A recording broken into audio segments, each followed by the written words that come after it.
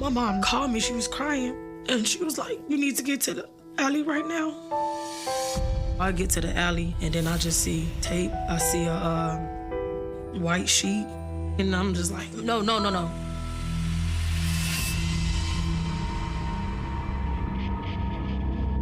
This was during the day when everybody was out. It was blatant, not only because of who the victim was, but of where and when it happened. The type of person that commits this crime is not a person at all.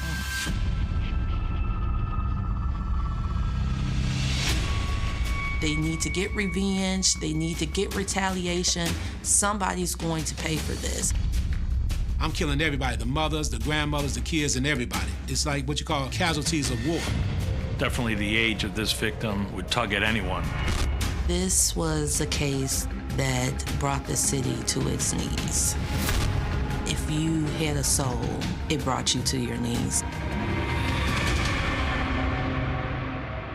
On a Monday, school has just let out, and Chicago's Gresham neighborhood is teeming with youthful energy. You go in, you say hi to your family, and you're doing your best to get right back out the house so you can go play with your friends. The kids, and they be at the park or in front of the house playing. The Gresham neighborhood was a neighborhood that is closely connected. Everybody knows everybody.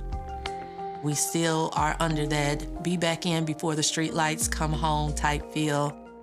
There was an early dismissal on that day from the school nearby. So there was a lot of children and teens in the park over there at Dawes Park at 80th and Damon. And then the neighbors heard shots ring out. They heard some gunshots. Eyewitnesses then discovered a child had been shot across from a park in an alley. Calls pour in to 911. Within minutes, the Chicago Police Department is on the scene. He was shot all in the front, I believe 4 times. And I believe one of his hands suffered a gunshot wound. What appears to be the boys' basketball rests nearby. A child was shot and killed. This one was different. Definitely the age of this victim would tug at anyone. There was plenty of people around when Tyshawn was killed. It was 4:15 in the afternoon. It was daylight. A man on the scene identifies the boy as his nephew, 9-year-old Tyshawn Lee. News reaches his mother. My mom called me, she was crying. And she was like, you need to get to the alley right now. So I get to the alley. I'm trying to run to his body, but the police is like, no, you can't. We're not gonna let you go there. We don't want you to see that. And then I just see tape. I see a white sheet. My baby body, they got him covered up with a white sheet. I'm just like, no. Your child, your 9-year-old, your 4th grader. It would have been every parent's nightmare. I remember this so well. I just tried to go back to sleep. And I remember the police officer, he was like, no, Carla, this is not a dream. This is life. This is really what's happening. This is not a dream. You think I started going crazy? This was a case that brought the city to its knees. Chicago is not new to murder. Chicago is not new to sensationalism. But this particular case, if you had a soul, it brought you to your knees.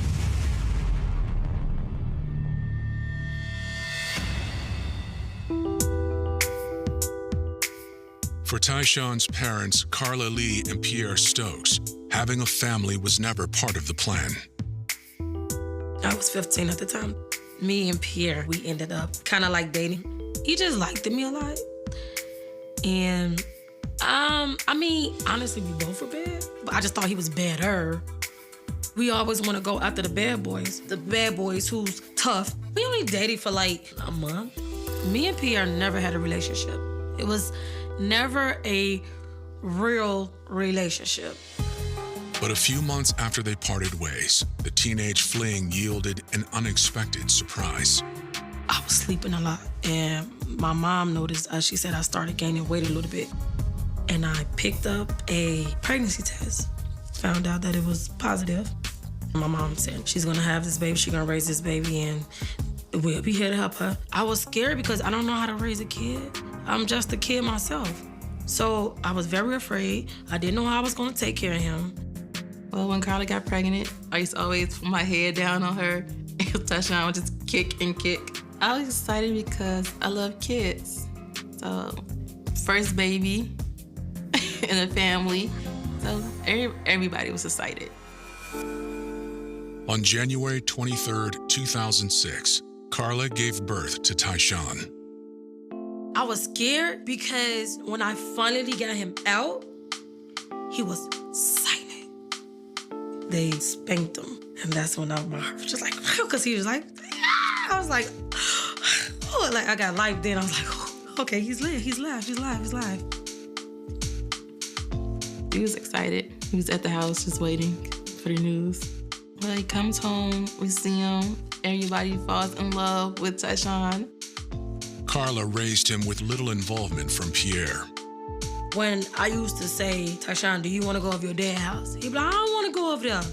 I don't want to go. I'd be like, well, okay. I mean, I'm not going to force him. If you're not around, he doesn't know you. He don't want to be around you. In many ways, that was okay with Carla. Pierre, and he's running the streets. He's getting into it.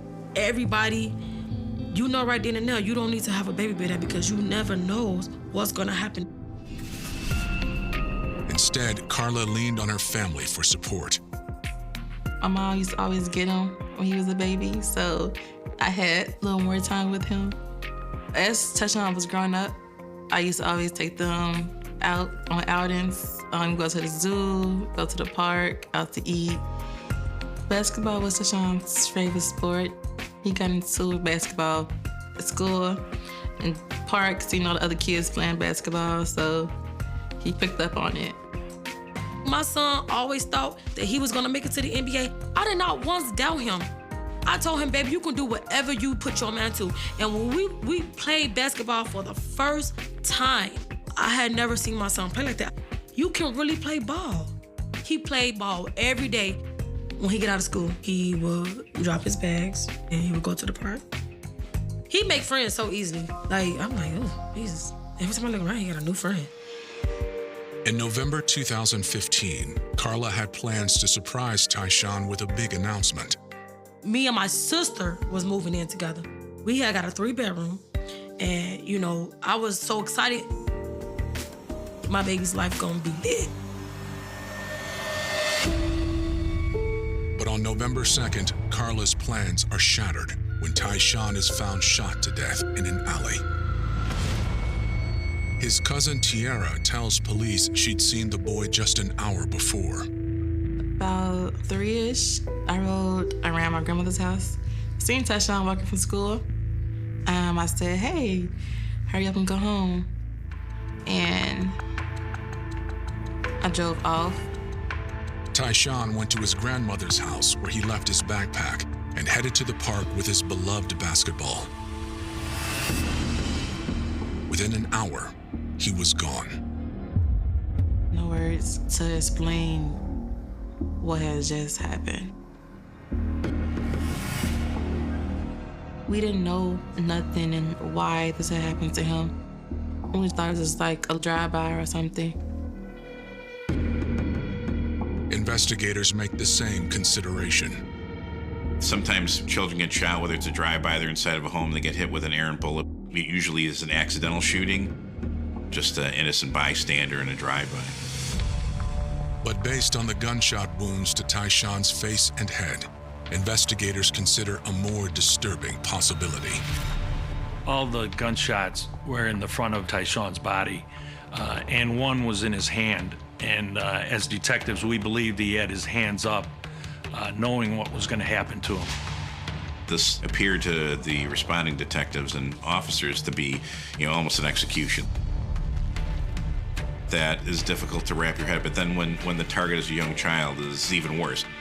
So from that, it was really spare no expense to try to bring these people to justice. Somebody was going to talk. Somebody was going to pay.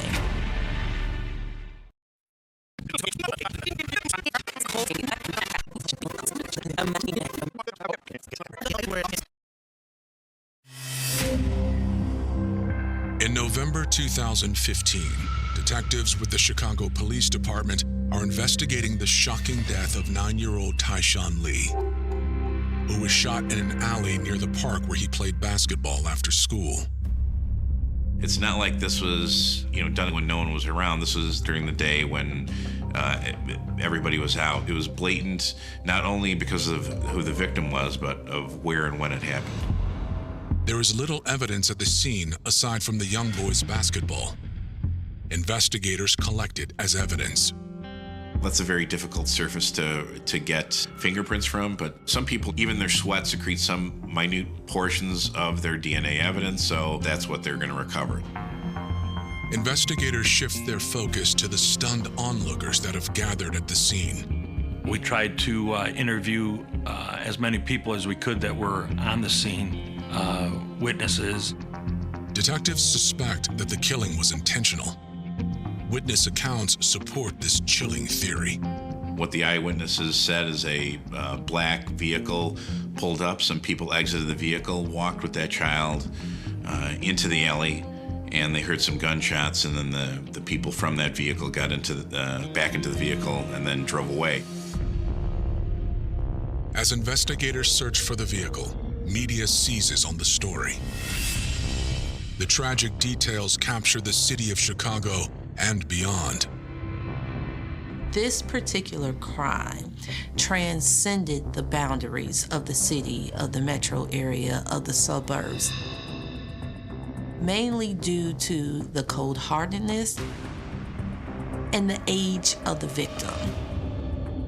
I'm seeing news and blogs, Instagram. I see everyone reposting them, talking about the situation. When he first got killed, it was all over the news and everything. Somebody just killed a little baby, that didn't stand a chance. People like, I can't believe this happened, man. How did this happen anyway, right? The Chicago Police Department holds a press conference in the days after the killing. I just rushed and we went out there to the scene, to the press conference, and there were so many people out there just trying to give their support and everything. We need people to speak up. This boy was 9 years old, and he has a mother, and he has a father, and he deserves justice. A representative from a local church steps up to the mic and offers a $5,000 reward for information leading to the killer or killers. Before long, the reward is up to $54,000. So now the streets are abuzz. The streets are talking, people are upset, and now it's pressure on the streets because it's not just a Chicago thing. This has hit nationally. You have celebrities, you have newsrooms across the nation reporting on this crime. Amidst a media uproar and ongoing investigation, Tyshawn's grieving family plans his funeral. I was like, hey, I'm ready to do this. I need the best funeral that you can give me. And when I got there, she was just like, don't worry about paying for anything. I got you on everything. Tyshawn's casket was very customized. His little 9-year-old body was being pulled by a horse and carriage, and they gave him the send-off that was so deserving yet heartbreaking because no one should be burying their 9-year-old child. It was hard to say goodbye, to let go. It was a very sober, somber, heartbreaking day for the city of Chicago.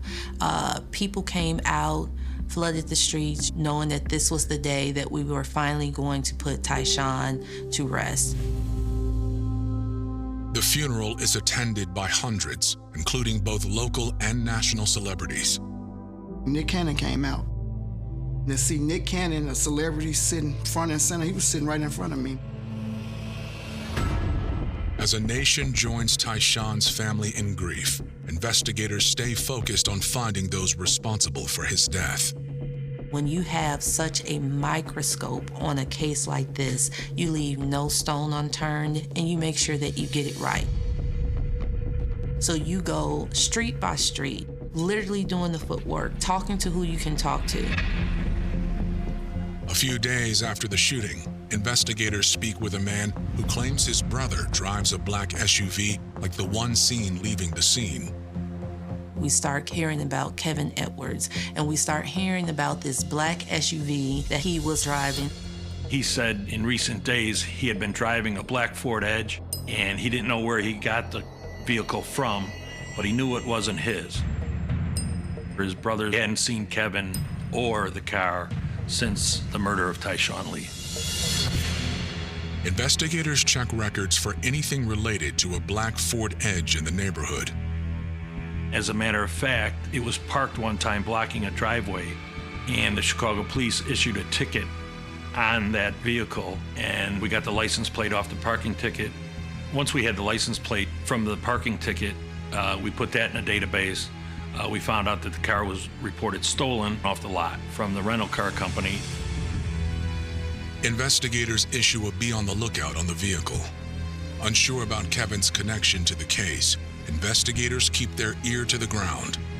Tips begin to pour in and rumors run rampant. Normally, you would not snitch. That was not the case with Tyshawn.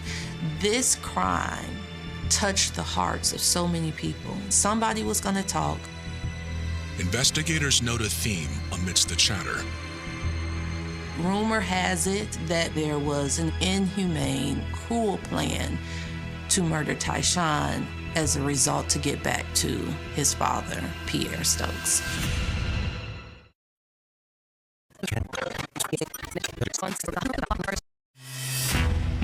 Chicago police are investigating the shooting death of 9-year-old Tyshawn Lee. In the days after his death, tips start coming in and an alarming theme emerges. Tyshawn Lee was murdered because of his father, Pierre Stokes. It was apparent that there was a conflict between the two little rival groups in the Auburn Gresham community. In addition to Kevin Edwards, the tipsters placed 27-year-old Corey Morgan and 21-year-old Dwight Boone Doty at the heart of the feud.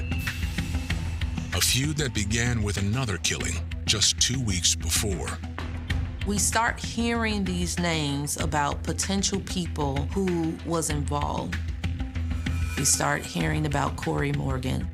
It was discovered that Tracy Morgan, who was Corey Morgan's brother, was murdered in mid-October. Tracy had his mother in the car. Tracy was ultimately killed and murdered. The mother was wounded. Corey Morgan believed Pierre Stokes was responsible. Investigators reach out to those close to the three men. We started to interview the families. Some people wanted to cooperate, and as usual, many did not. Those who are willing to talk report that Corey was on a mission in the days following his brother's death. So Corey Morgan was out for retaliation and revenge, not just for the brutal murder of his brother, but for his mom being wounded.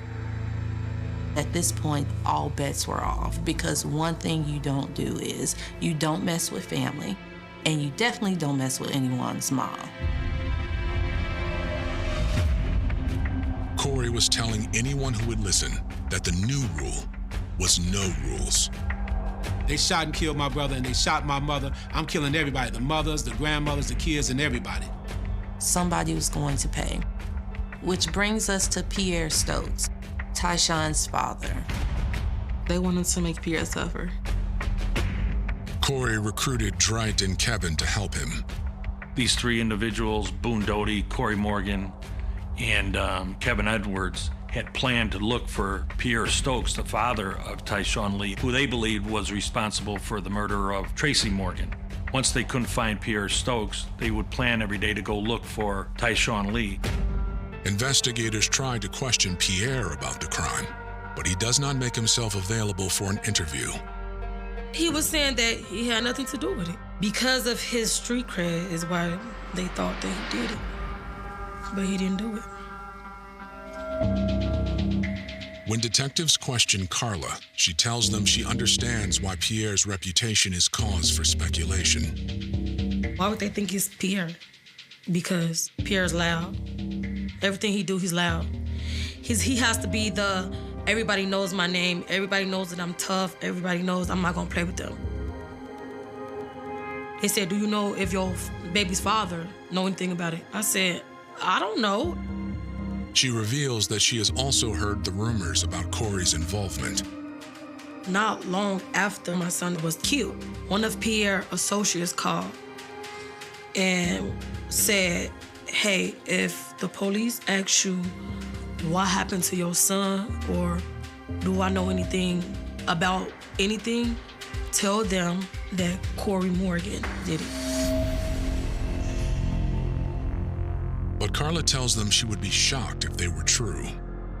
It was known to Tyshawn. We all grew up together. We all from the same neighborhood. We played together, we talked. But I did say, well, somebody did tell me that just Corey had something to do with my son's murder. Almost 2 weeks after the shooting, detectives create a photo lineup that includes Corey, Dwight, and Kevin. We were able to get their pictures, put them in photo arrays, and have the witnesses from the park identify them. But investigators need more than photo IDs and rumors. The police didn't want to simply rely on witness identifications, what people felt like they saw. They wanted the hard evidence because nobody wanted to see these guys walk away. Detectives increased their efforts to locate the black Ford Edge Kevin is alleged to be driving. Over a week after the shooting, detectives get a call from police in Dalton, Illinois. About 30, 40 minutes away from the scene, there was a strange car just sitting here on a dead-end street or on a residential road where people know it doesn't belong. An officer ran the license plate and said, here's that stolen car.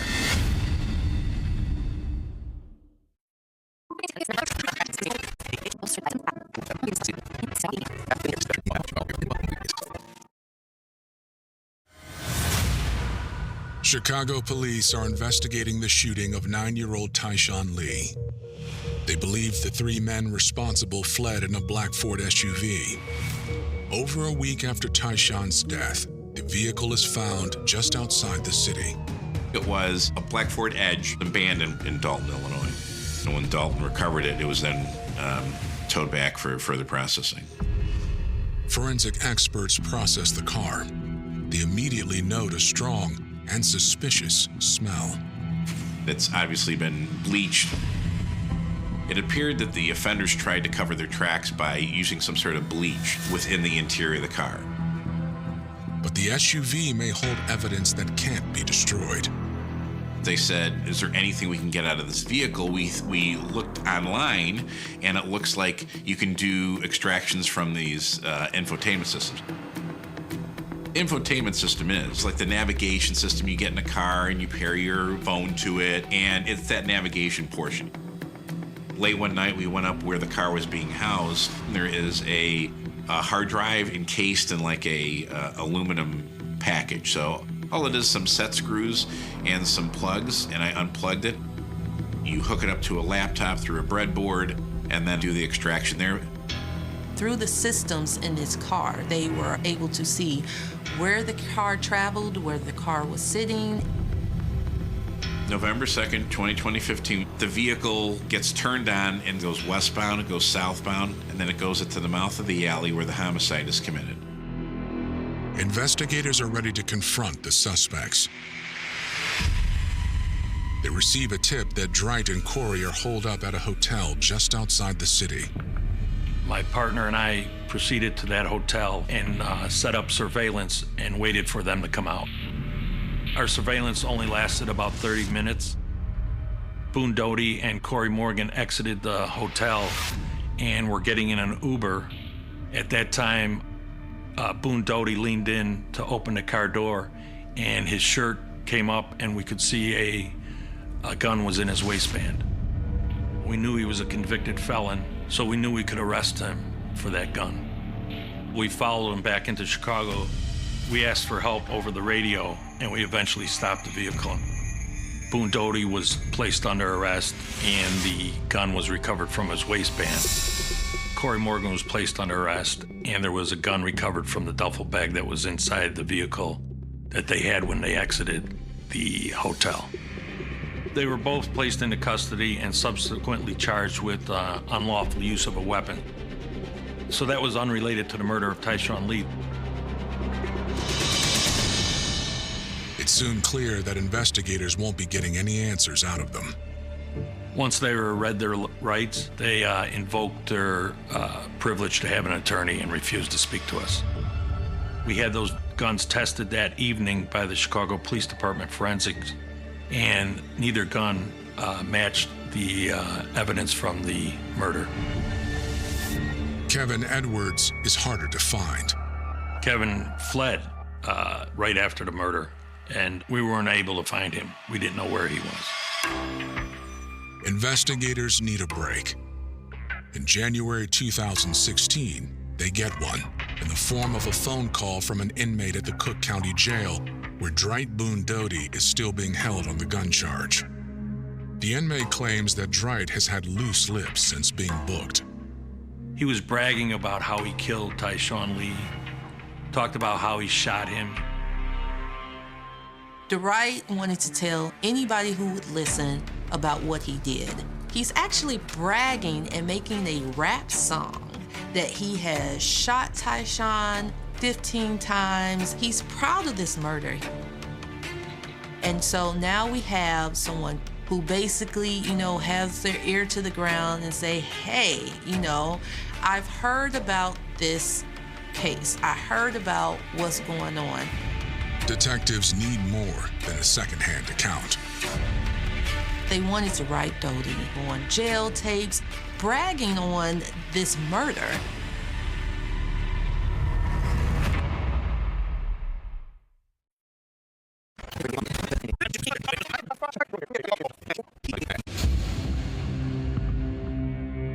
Chicago detectives are honing in on the man they believe may have pulled the trigger in the shooting death of 9-year-old Tyshawn Lee. Dwight Boone Doty is being held in the Cook County Jail on unrelated charges, where he is running his mouth to his cellmate about his alleged role in the crime. Dwight Doty is willingly bragging about the crime that they committed. Keep in mind that this is not a crime that you would traditionally brag about. On January 12, 2016, investigators outfit the informant with a wire. They listen in as he engages Dwight in conversation. Dwight was all too happy to give him facts, information. They need to get revenge. They need to get retaliation. Somebody's going to pay for this. Once they couldn't find Pierre Stokes, they would plan every day to go look for Tyshawn Lee. Dwight gives up disturbing details, including how he, Corey, and Kevin spent the days before the shooting watching Tyshawn.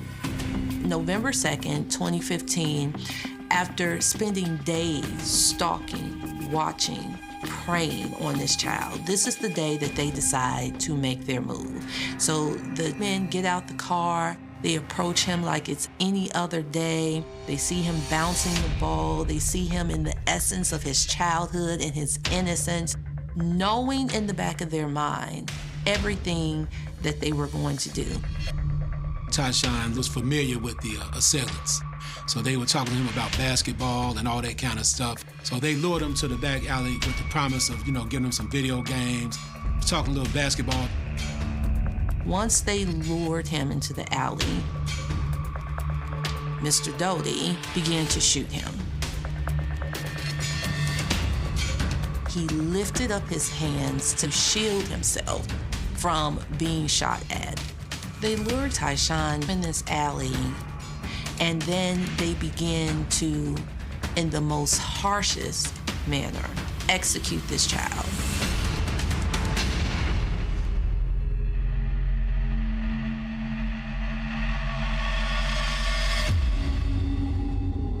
Based on Dreit's recorded statement, investigators have a clear picture as to how Tyshawn's death unfolded. Kevin Edwards was the driver of the vehicle. Boone Doty, he was the shooter. He's the one who assassinated Tyshawn Lee. And Corey Morgan is the one who orchestrated everything. He's the one that put the plan in place. He's the one that put these guys together. He's the one that called the shots to kill Tyshawn Lee. By March 2016, investigators are able to charge both Dreit and Corey with first-degree murder in connection with Tyshawn's death. They're in custody. We got warrants from the state's attorneys, so they approved the charges. So with Corey Morgan and Boone Doty in custody, we had an outstanding warrant for Kevin Edwards. We continued to look for Kevin, but we couldn't find him. Less than 2 months later, detectives get a phone call. Eventually, the Danville Police Department stopped Kevin Edwards for traffic violations in May of 2016.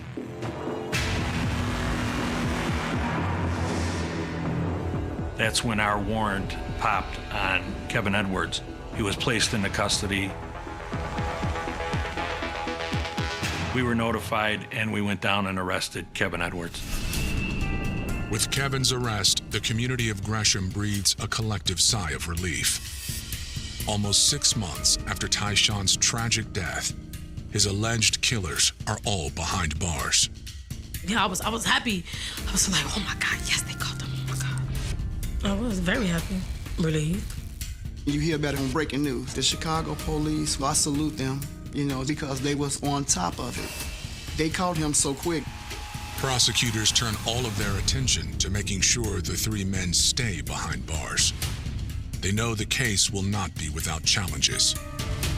At this point in time, the police, the prosecutors, they didn't actually have the murder weapon.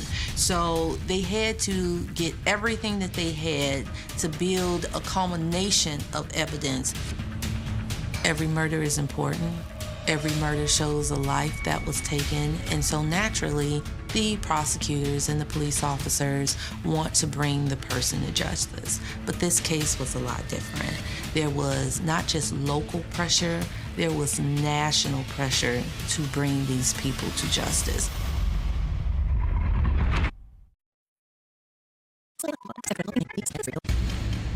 By 2019, 4 years have passed since the death of 9-year-old Tyshawn Lee. His family and community are eager to see the 3 men accused of taking part in his death face justice. When you lose your only child, that's really, I don't care what you're doing, where you at. That's all you can really think of. Like, really, that's really all you can think about. We're talking almost 4 years. 4 years that the community had to wait for justice. 4 years of just wanting to see how this case would play out. In September of 2019, accused getaway driver Kevin Edwards faces the music. So Kevin Edwards took a plea deal and was sentenced to 25 years for his role in Tyshawn's murder. He's the one who brought the other 2 to the scene, who blocked in the alley. And so for his role, he was given 25 years. A month later, the case against Corey Morgan and Dreit Boone Doty goes to trial. They're tried in the same courtroom by 2 different juries. The 2 men are quick to turn on each other as their respective defenses attempt to lay blame at the other's feet. Corey Morgan is the mastermind, the godfather, the puppeteer. He's the one pulling all the strings and calling all of the shots. But Corey's attorneys stay focused on the claim that Dreit was the only one who fired a weapon that day. Boone Doty, he was the shooter. He's the one who assassinated Tyshawn Lee. Prosecutors argue that both men bear responsibility for the planning of Tyshawn's death and the act of killing him. They present shocking new evidence that, when first conceived, the evil plot was even more sinister than what actually took place. The plan was to kidnap Tyshawn, to torture Tyshawn, to make Tyshawn beg for his life, to feel everything that they wished that they could inflict it upon the father, this innocent 9-year-old fourth grader. Even without a murder weapon, prosecutors have plenty of evidence to present to the two juries. You have the forensic evidence, you have the technology evidence. Now you have this jailhouse informant who has a person that is willingly bragging about the crime that they committed. Prosecutors also present proof that Dwight handled Tyshawn's most prized possession, the basketball found next to his body. They bleached the interior of the car. They didn't bleach the basketball, and there was mixed DNA, from what I understand, from the victim and from the offender on that ball. As prosecutors wrap up, they once again zero in on the callous, cold-hearted nature of the crime. The type of person that commits this type of crime is not a person at all. The type of person that commits this type of crime is devoid of consciousness, is devoid of a soul, is devoid of checks and balances.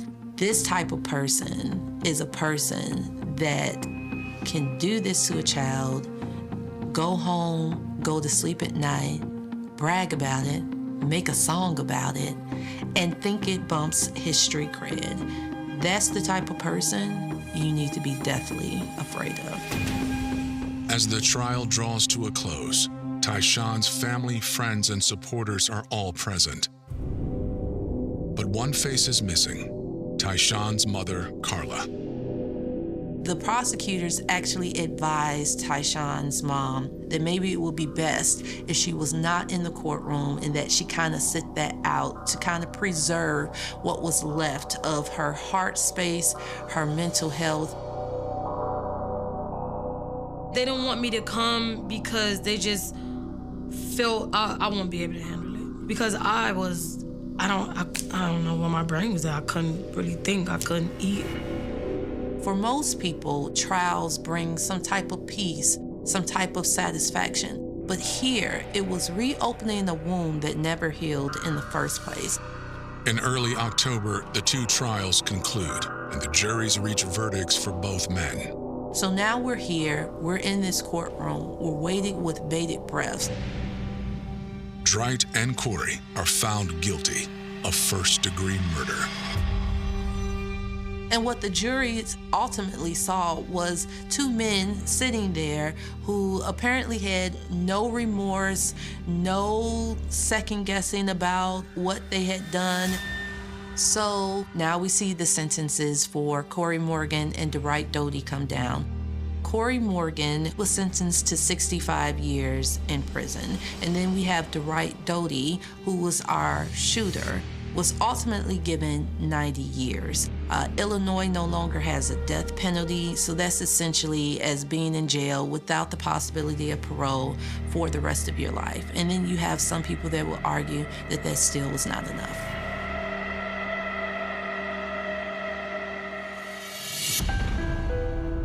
There's no sorry for anything that happened to Tyshawn.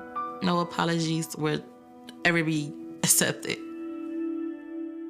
Following the verdicts, the city of Chicago grapples with the aftermath of such a heinous crime. The main thing is just a common story. You had young guys involved in a conflict with another rival clique, and mainly they sought out for revenge by any means necessary. So it's a lot of guys here in the city of Chicago that participate in the same type of thinking right now. Ultimately, two men were charged with the murder of Corey's brother. Two individuals were charged with Tracy Morgan's murder, neither being Pierre Stokes. The night was bitterly cold in Saskatoon. The kind of cold that does not simply touch the skin, but seems to enter the body itself. A cold that turns exposed fingers numb within minutes, that makes every breath sting the throat, that can transform an empty stretch of land into a place where survival depends on how quickly someone can find shelter. And somewhere beyond the lights of the city, in the darkness of a Saskatchewan winter, a 17-year-old boy was alone. His name was Neil Stonechild. He was Indigenous. He was 17 years old. And in the final days of November 1990, he disappeared. 5 days later, his frozen body was found in an isolated area northeast of Saskatoon. There was no clear explanation for how he had arrived there. No simple answer for why a teenager had ended up alone in the freezing darkness. And no explanation that could completely satisfy the people who loved him. At first, the death could be described with a single word: exposure. Hypothermia. The cold had taken his life. But years later, another man would be found dead in the freezing outskirts of Saskatoon. Then another. And then a fourth man would be taken into the night by police officers, driven away from the city, and left in the cold. He survived.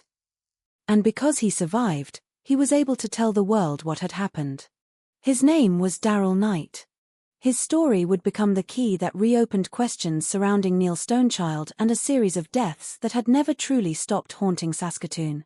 The story that emerged would become known as the Saskatoon freezing deaths. But this is not a simple murder story. There is no single killer standing at the center of it. There is no courtroom moment when a jury points to one person and declares that person responsible for every death. Instead, there is something far more difficult to understand. There are deaths. There are witnesses. There are allegations. There are police officers who were eventually convicted for what happened to a survivor. There are investigations that were later described as seriously inadequate. There are families who spent years asking questions. And there is a disturbing gap between what can be proven and what many people believe happened. That gap is where this story begins. Saskatoon sits in the province of Saskatchewan, in the heart of Canada's prairies. In summer, the landscape can appear almost endless, with wide skies stretching over fields and roads that seem to disappear into the horizon. Winter changes everything. The same openness that looks beautiful in daylight can become dangerous after dark. Roads stretch into emptiness. Fields become dark expanses. Wind cuts across the flat land without much to stop it. And when temperatures fall far below freezing, distance becomes more than a number. A few kilometers can mean the difference between reaching shelter and never reaching it. For someone dressed for an ordinary evening in the city, being left alone outside in those conditions is not merely uncomfortable. It can be deadly. It was within this environment that stories began circulating among members of Saskatoon's Indigenous community about what became known as the Starlight Tour. The allegations were disturbing. According to those accounts, Indigenous people who had been arrested, detained, or encountered by police could sometimes be driven away from the central parts of the city and left in isolated locations. The phrase itself would eventually become associated with the practice. But long before it became part of public debate, there were people living with the fear and mistrust created by stories of what could happen after dark. For years, those stories remained difficult to prove. A story told by one person could be dismissed. A suspicion could be explained away. A death in winter could be described as an unfortunate consequence of exposure. And when there was no surviving witness, the truth could become almost impossible to reconstruct. Then came Neil Stonechild. Stonechild was only 17. He belonged to the Saltos First Nation. He was young enough that the word child was still appropriate in the eyes of many people who knew him. On the night of November 24th into November 25th, 1990, he disappeared. At some point during that night, his path took him away from the safety of ordinary city life. What happened after that remained uncertain. There were statements suggesting that Stonechild had been seen in connection with a police vehicle. That detail would become enormously important years later. But at the time, it did not produce the answers his family needed. On November 29th, 5 days after his disappearance, Stonechild's body was discovered in an isolated area northeast of Saskatoon. Imagine the scene. An empty winter landscape. A teenager who should have been somewhere else. A body exposed to the elements. The cold had already transformed the physical evidence. The passage of time had worked against anyone trying to reconstruct his final hours. And somewhere behind the investigation was one central question. How did Neil Stonechild get there? The initial investigation did not provide a convincing answer. His death was attributed to hypothermia and exposure. That explanation was medically plausible. But explaining how someone died is not always the same as explaining how they came to be in the place where they died. Stonechild's family continued to wonder. Why was he there? Who had seen him last? Had he walked there? Had someone driven him there? Had he been inside a police vehicle? And what did the marks reportedly found around his wrists mean? Years later, those details would become part of a much larger investigation. But in 1990, there was no larger investigation waiting in the shadows. There was simply a dead 17-year-old and a family searching for answers. Then the years passed. The case faded from headlines. Life continued in Saskatoon. But the questions did not disappear. They remained with Stonechild's family. And then, nearly a decade later, the winter produced another death. In January 2000, Rodney Naistus was found dead in freezing conditions around Saskatoon. Soon afterward, Lawrence Wegner was also found dead. 2 men. 2 deaths. A similar environment. And, crucially, both men had had contact with police before their deaths. For many people in the Indigenous community, the similarities were impossible to ignore. The old story about starlight tours began to sound different now. It was no longer only a rumor from years earlier. There was a history. There was Neil Stonechild. There were now Rodney Naistus and Lawrence Wegner. And then came Darrell Knight. Knight would become the person who changed the entire story because, unlike the others, he lived long enough to describe what happened to him. Late in January 2000, Knight encountered 2 Saskatoon police officers. He was an Indigenous man. He believed he was being taken into custody because of intoxication. Whatever he expected that night, he expected the journey to end somewhere inside the city. Instead, the vehicle moved away from the familiar streets. The lights of Saskatoon began disappearing behind them. The city became more distant. The surroundings became darker. And eventually, according to Knight's account, the officers took him to an isolated location and left him there. The temperature was around 20 degrees below 0 Celsius or colder. For a human being standing outside without adequate protection, this was not a harmless inconvenience. This was a survival emergency. Knight understood that immediately. He could not simply wait. He could not stand still and hope that someone would find him. He had to move. He had to find shelter. Somewhere in the darkness was the possibility that he would become another name attached to a winter death. Another body discovered after the cold had done its work. Another family asking why. But Knight kept moving. He searched for somewhere that might offer warmth or protection. Eventually, he saw an industrial facility. A building. Lights. The possibility of people inside. He made his way toward it. He reached the building and tried to attract attention. Inside, a worker heard him. Knight was rescued. And suddenly, something existed that had been missing from the earlier deaths. A living witness. A man who could describe where he had been. A man who could identify the people who had taken him there. A man who could say that he had not simply wandered into the wilderness and collapsed. His survival transformed suspicion into an allegation that could be investigated. The police officers involved were identified as Larry Hartwig and Brad Senger. They were accused of taking Knight outside the city and leaving him in the cold. The case eventually went to court. In 2001, both officers were convicted of unlawful confinement. They received 8-month prison sentences and were later dismissed from the Saskatoon Police Service. That conviction matters. But it is equally important not to turn it into something it was not. The conviction established criminal wrongdoing in connection with Darrell Knight. It did not establish that these 2 officers murdered Neil Stonechild. It did not establish that police killed Rodney Naistus. It did not establish that police killed Lawrence Wegner.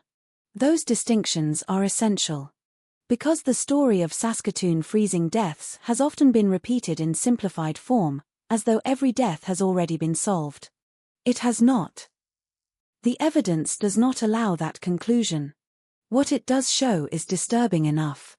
A survivor said police officers drove him away from the city and abandoned him in extreme cold. A court convicted those officers of unlawful confinement. And the existence of that case forced people to look backward. Back toward Neil Stonechild. Back toward the questions that had never been answered. Back toward the winter night when a 17-year-old disappeared. Back toward the frozen ground where his body was eventually discovered. The authorities could no longer look at Stonechild's death as an isolated historical tragedy without considering the possibility that something had been missed. In 2003, Saskatchewan established a commission of inquiry to examine the circumstances surrounding Stonechild's death and the adequacy of the original investigation. Justice David H. Wright led the inquiry. By then, more than a decade had passed since Stonechild died. Evidence had aged. Memories had faded. People who might once have remembered small details were no longer necessarily available. And yet the inquiry reopened the questions that had remained buried for years. The investigation would eventually criticize the original police investigation in severe terms. The problem was not simply that investigators had failed to identify a killer. The deeper problem was that the original investigation had not adequately answered the basic questions surrounding Stonechild's final hours. Where had he been? Who had interacted with him? How had he reached that isolated location? And why? Those questions became more powerful because of what had happened to Darrell Knight. A living man had now described a journey that sounded disturbingly similar to the stories that had circulated for years. A police vehicle. A journey away from the city. A remote location. A freezing night. A man left behind. One man survived. Another did not. And somewhere between those two stories was the question that had haunted Saskatoon for years. What really happened to Neil Stonechild? Was his death simply a tragic consequence of exposure? Was he abandoned by someone? Was his contact with police connected to his final moments? Or had several unrelated events become connected in the public imagination because they happened in the same city, in the same brutal winter environment, and involved members of the same marginalized community? The investigation could not simply assume the answer. Neither can we. Because the most unsettling aspect of Saskatoon freezing deaths is not the existence of a neatly solved crime. It is the uncertainty. The uncertainty surrounding a 17-year-old boy. The uncertainty surrounding two men who died in the cold. The certainty that at least one Indigenous man was taken outside Saskatoon by police and left there. And the certainty that two officers were eventually convicted because of what happened to him. For the families, uncertainty was not an abstract concept. It was something they lived with. A missing piece at the dinner table. A name that could not be given a complete ending. A final night that could not be reconstructed. A grave that could not answer the questions of the living. Neil Stonechild was 17 when he disappeared. He should have had decades ahead of him. Instead, his final days became the beginning of a controversy that would last for years. The cold had taken his body, but it could not freeze the questions surrounding his death. And when another man survived the same kind of night, those questions came back with him. This is where the story truly begins. Not with a courtroom. Not with a confession. Not with a killer finally exposed. But with a frozen landscape, a missing teenager, and a family staring into an unanswered darkness. Because before Saskatoon asked who was responsible, it had to confront a much more difficult question. How many warning signs had been ignored before anyone finally stopped and asked what was happening? And when the answer began to emerge, it would force an entire city to look at the relationship between its police force and Indigenous community in a very different way. Neil Stonechild's story had started with a disappearance. Years later, Darrell Knight's survival would reopen it. And between those two moments lay a trail of cold nights, unanswered questions, disputed memories, investigations, and deaths that would become one of the most controversial chapters in Saskatoon's history. The night was cold. The city was still. And somewhere beyond the lights, a 17-year-old boy was already gone. No one yet knew that his name would remain at the center of a question that would take more than a decade to confront. No one knew that another man would one day survive the same darkness. And no one could yet see how one frozen death would eventually lead investigators back through years of silence, toward a story that had never really ended. Neil Stonechild was gone. But the questions he left behind were only beginning. Saskatoon does not look dangerous when you first see it. In photographs, the city can appear calm and almost gentle. Wide streets stretch between neighborhoods. The South Saskatchewan River cuts through the landscape, dividing the city while connecting its different communities. Beyond the buildings, the prairie horizon seems to go on forever. But winter changes the meaning of distance. When snow covers the ground and darkness arrives early, the open landscape becomes something else. A person standing alone outside the city is no longer simply standing in an empty field. They are standing in an environment that can become lethal. Saskatchewan winters have a particular kind of severity. The temperature can fall far below freezing, while wind moves across the open prairie with little to slow it. The cold is not merely a sensation. It is a physical force. For someone with warm clothing, shelter, and transportation, winter can be endured. For someone without those things, the same landscape can become a trap. This is important to understand before examining the Saskatoon freezing deaths. Because the geography matters. The darkness matters. The distance between the city and its outskirts matters. And the weather matters. A person does not have to be injured to become vulnerable. They do not have to be unconscious. They only have to be left somewhere they cannot easily escape. Saskatoon in winter can make a short journey feel impossibly long. The city itself had a complex relationship with its indigenous population. Indigenous people had lived across the prairie region for generations before Saskatoon became the modern city known today. First Nations communities surrounded and interacted with the city, while Indigenous people increasingly lived, worked, traveled, and sought services within Saskatoon itself. But the relationship between Indigenous communities and institutions was not always one of trust. There was a history behind that mistrust. There were experiences with the justice system. There were experiences with police. There were experiences of discrimination. And there were stories that traveled through families and communities even when official records did not preserve them. Some stories were never written down. Some were told quietly. Some were passed from one person to another as warnings. Be careful. Do not get into that car. Do not assume that being taken into custody means you are safe. Do not assume that the night will end at the police station.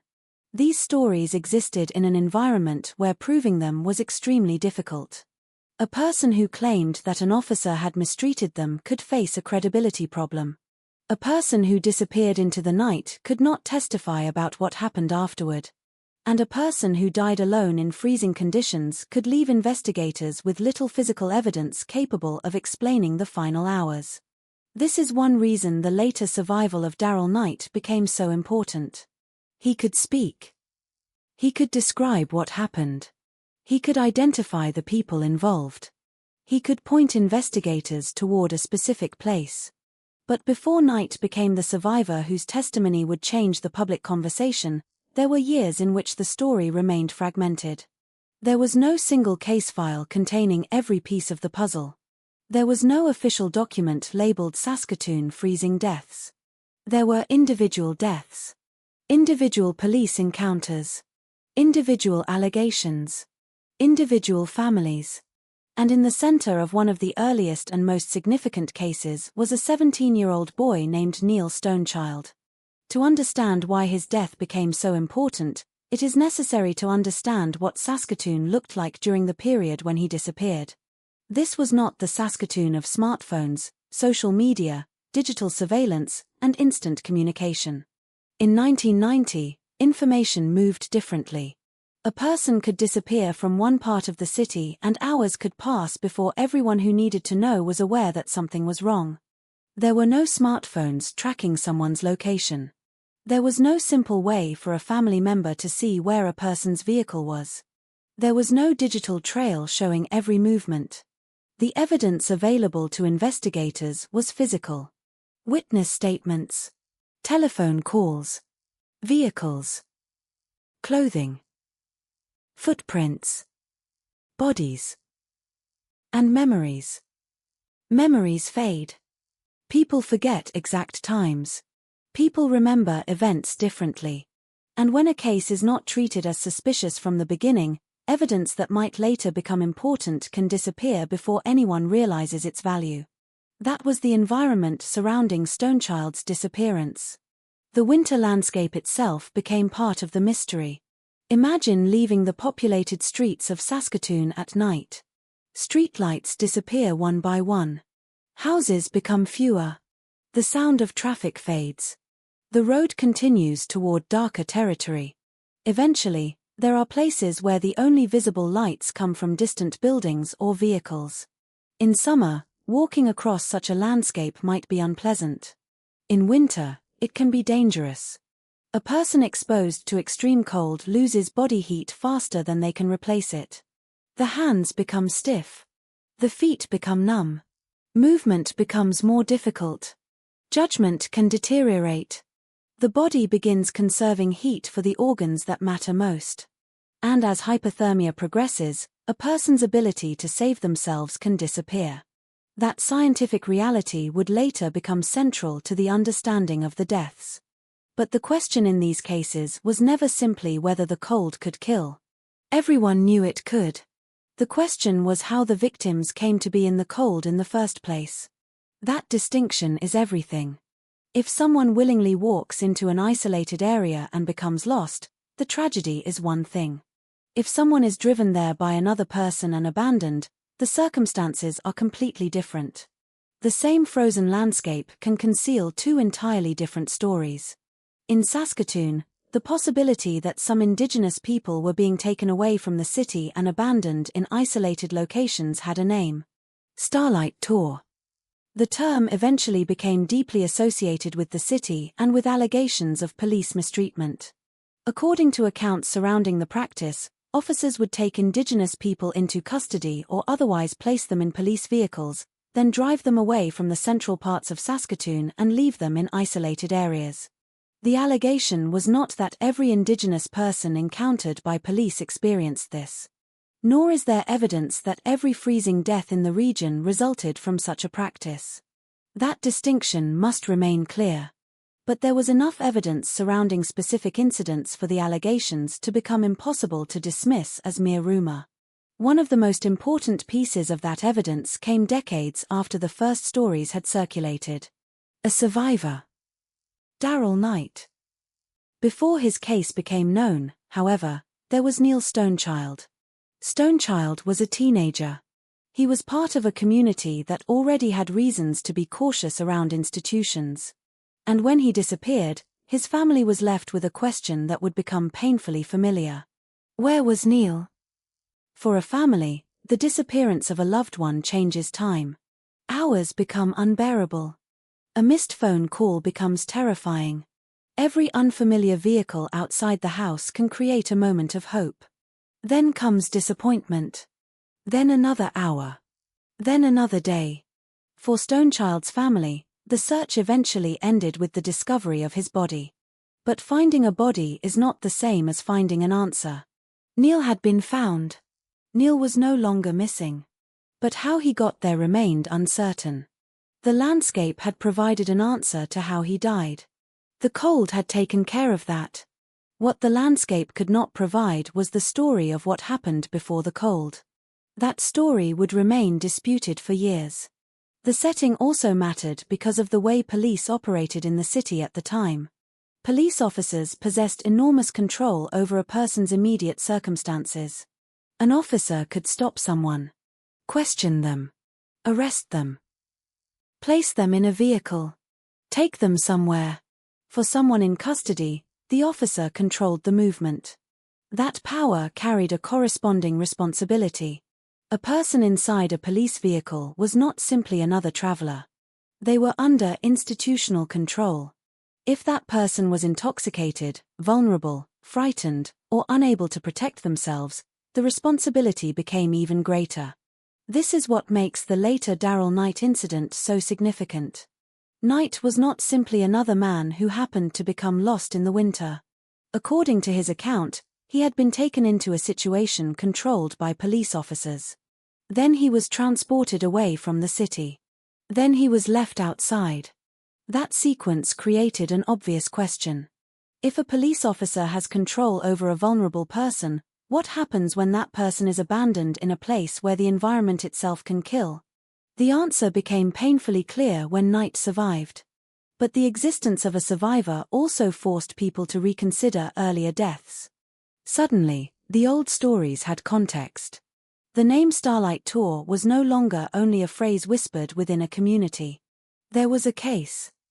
There were officers. There was a location. There was a survivor. There was eventually a conviction. And there were earlier deaths that looked different when viewed through that new information. One of those deaths was Stonechild's. Another was Rodney Nastus. Another was Lawrence Wegner. Their deaths were not identical. Their lives were not identical. Their circumstances were not identical. And no court established that they were all victims of the same criminal act. But the similarities created a disturbing pattern in the public imagination. Indigenous men. Police contact. Cold weather. Isolated locations. Death. The pattern was powerful precisely because it was incomplete. A complete pattern can be solved. An incomplete pattern creates questions. And questions were everywhere. What had happened to Stonechild? Had anyone seen him after he disappeared? Who had spoken to him? Who had transported him? Why was he found where he was? Why did the original investigation fail to answer these questions convincingly? Why did the later deaths occur? And why did Darrell Knight's story sound so disturbingly familiar? There was another layer to the setting. The geography of Saskatoon allowed the city and the wilderness to exist surprisingly close together. A person could move from populated streets toward open land in a relatively short period of time. That mattered. Because isolation does not have to mean hundreds of kilometers from civilization. It can mean only a short drive from a city if there is no one nearby to see what happens. A person can be close to help and still effectively unreachable. A road can carry a vehicle away from witnesses in minutes. A field can hide a person from view. A winter night can erase tracks. And the cold can destroy evidence while simultaneously becoming the explanation for death.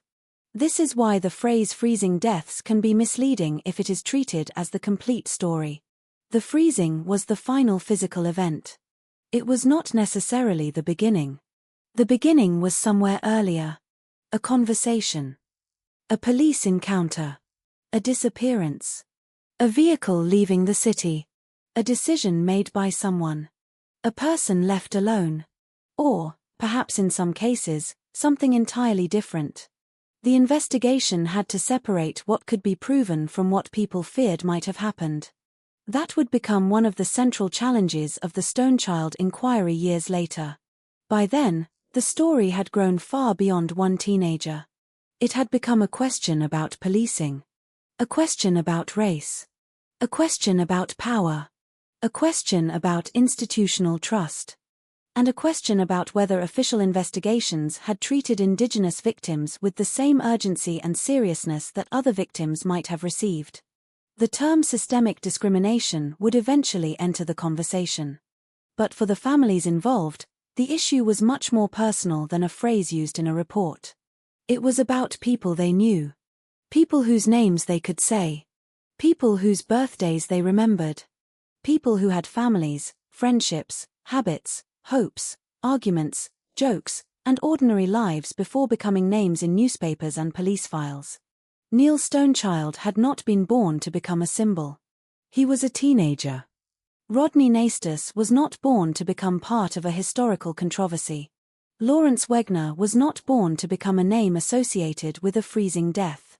Darrell Knight did not know when he stepped into that police vehicle that his survival would eventually become part of Canadian history. At the time, these were simply people living their lives. And that is what makes the story difficult. True crime often gives us a villain. It gives us a motive. It gives us a weapon. It gives us a crime scene. Here, the landscape itself became one of the central characters. The prairie winter did not care who a person was. It did not care whether someone was innocent or guilty. It did not care whether someone had been arrested. It did not care whether someone had been abandoned. The cold simply continued. The wind continued. The darkness continued. And every minute spent outside increased the danger. For someone abandoned intentionally, that environment could become a weapon without anyone ever having to hold one. But a weapon without a person behind it is not a criminal explanation. That is why the investigators had to ask what happened before the cold took over.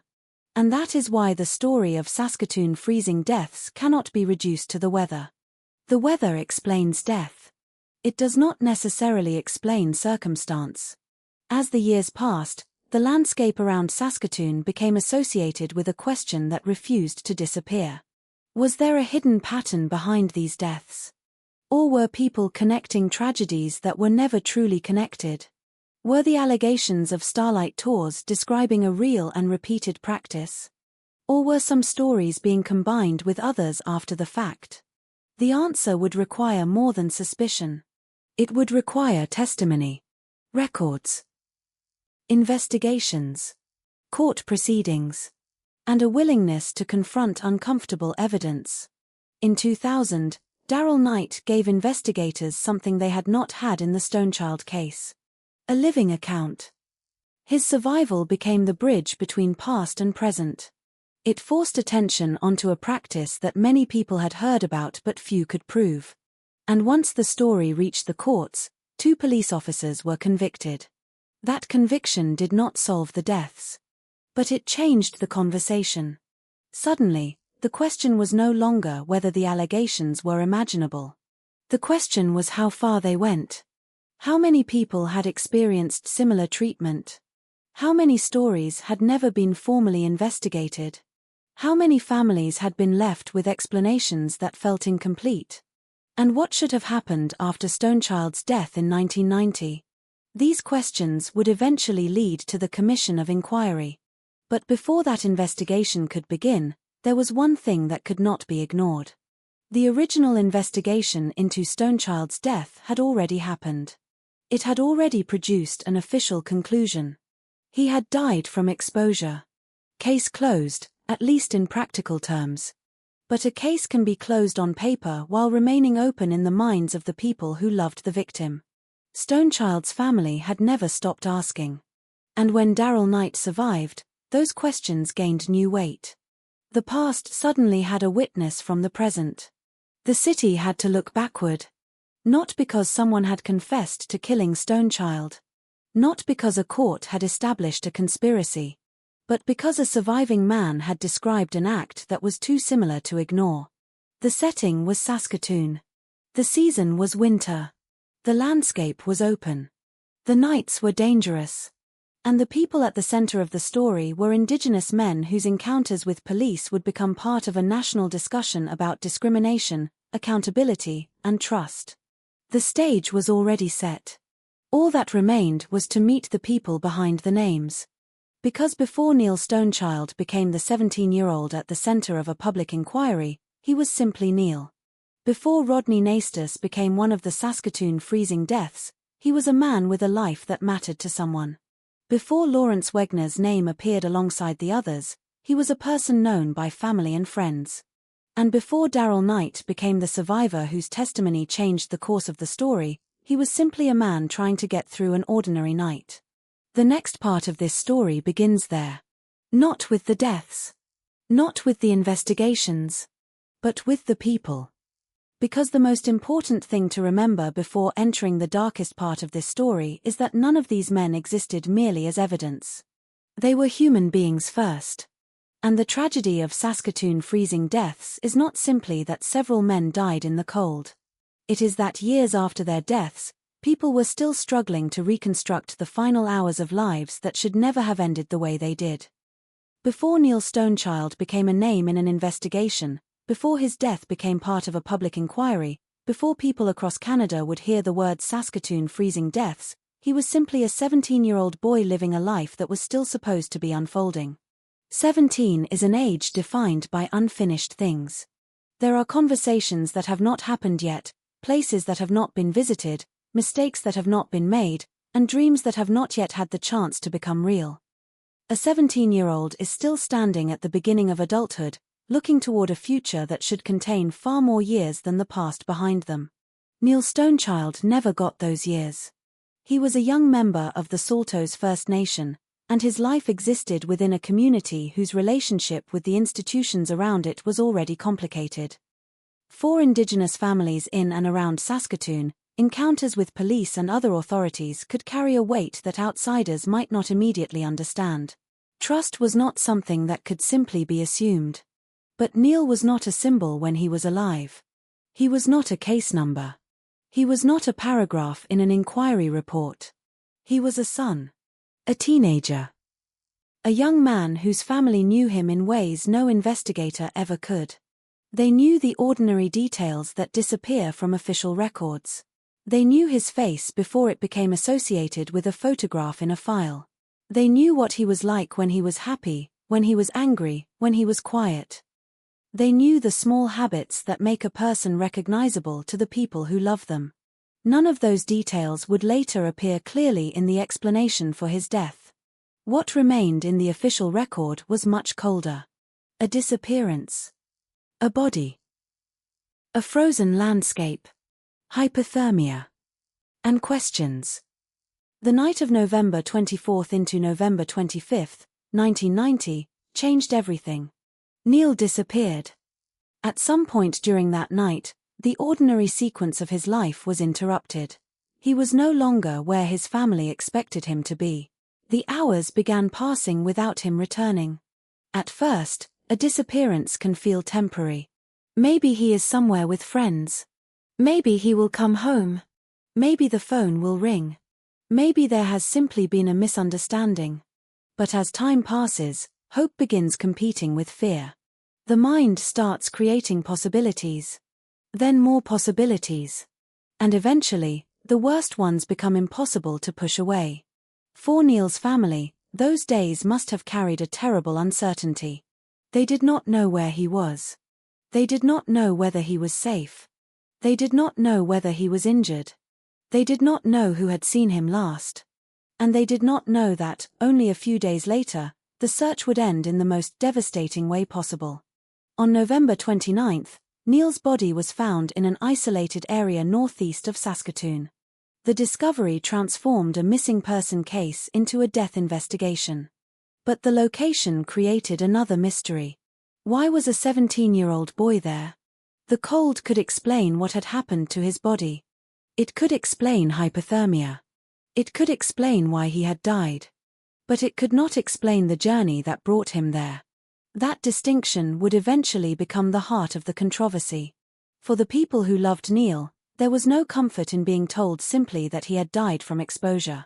Exposure was an explanation of the final physical process. It was not an explanation of the final hours of his life. And those final hours were what his family needed to understand. Who had Neil been with? Had he been walking? Had he accepted a ride? Had someone taken him somewhere? Had he been inside a police vehicle? And if so, why? Years later, statements would emerge suggesting that Neil had been seen in connection with a police vehicle.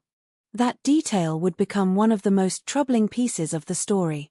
But in 1990, it did not produce a definitive answer. There was no courtroom declaration establishing that police had killed Neil. There was no confession. There was no conviction connected to his death. Instead, there was an unresolved space between the last known moments of his life and the place where his body was discovered. That space would grow larger with every passing year. And then came the men whose deaths would make Neil's story impossible to forget. Rodney Naistus was one of them. Lawrence Wegner was another. They were not copies of Neil Stonechild. Their lives were different. Their circumstances were different. Their stories belonged to them. But their deaths would eventually become part of the same public conversation because they too were Indigenous men found dead in freezing conditions around Saskatoon after having contact with police. By January 2000, the city had changed. 10 years had passed since Neil's death. But winter had not changed. The prairie cold still had the same power. The open land surrounding Saskatoon could still become dangerous within minutes. And the questions surrounding Indigenous encounters with police had not disappeared. Then Rodney Naistus was found dead. And soon afterward, Lawrence Wegner was found dead. For families, each death was its own tragedy. But for the wider community, the similarities were difficult to ignore. People remembered Neil. They remembered the old stories. They remembered the phrase Starlight Tour. And now there were more names. More families. More questions. Yet even then, there was still a problem. Suspicion is not proof. A pattern can be real. A pattern can also be created by coincidence. Investigators needed evidence capable of connecting individual events. They needed something more than stories. And then, in the middle of that winter, a man survived. His name was Darrell Knight. Unlike Neil Stonechild, Darrell Knight could tell his story. Unlike Rodney Naistus and Lawrence Wegner, he could describe the events that happened before he was left outside. His survival would eventually become one of the most important elements in understanding the controversy. Knight was a Cree man. In late January 2000, he encountered two Saskatoon police officers, Larry Hartwig and Brad Senger. What Knight expected from that encounter was one thing. What happened was something else. He believed he was being taken into custody because he was intoxicated. There was nothing about that expectation that would necessarily have suggested what was about to happen. A police vehicle was a place of authority. A place where the person inside was no longer fully in control of where the journey would go. Knight was taken away from the central area of Saskatoon. The vehicle continued outward. The familiar environment of the city disappeared. The streets gave way to darkness and isolation. Eventually, Knight was taken to an area away from the center of the city. And there, according to his account, he was left. Alone. Outside. In the winter. The temperature was around 20 degrees below 0 Celsius or lower. At that temperature, the question is no longer whether a person is comfortable. The question becomes how long the body can continue functioning. Knight understood that he was in danger. There would be no police station waiting at the end of the road. No warm cell. No officer standing nearby. No obvious shelter. Only darkness and cold. He had a choice that was barely a choice at all. Move or risk freezing. So he moved. He searched for signs of human activity. He looked for lights. He looked for buildings. He looked for anything that could protect him from the weather. Eventually, he found an industrial facility or power plant. There were people inside. That meant there was hope. Knight made his way toward the building. He tried to get someone's attention. He knocked. Someone heard him. The door opened. And the chain of events that could have ended with another frozen body instead ended with a survivor. Darrell Knight lived. That single fact changed the story. Because now there was a person who could say what had happened. He could describe the journey. He could describe the officers. He could describe the place where he had been abandoned. And investigators could compare his account with physical evidence and other information. The case eventually reached the courts.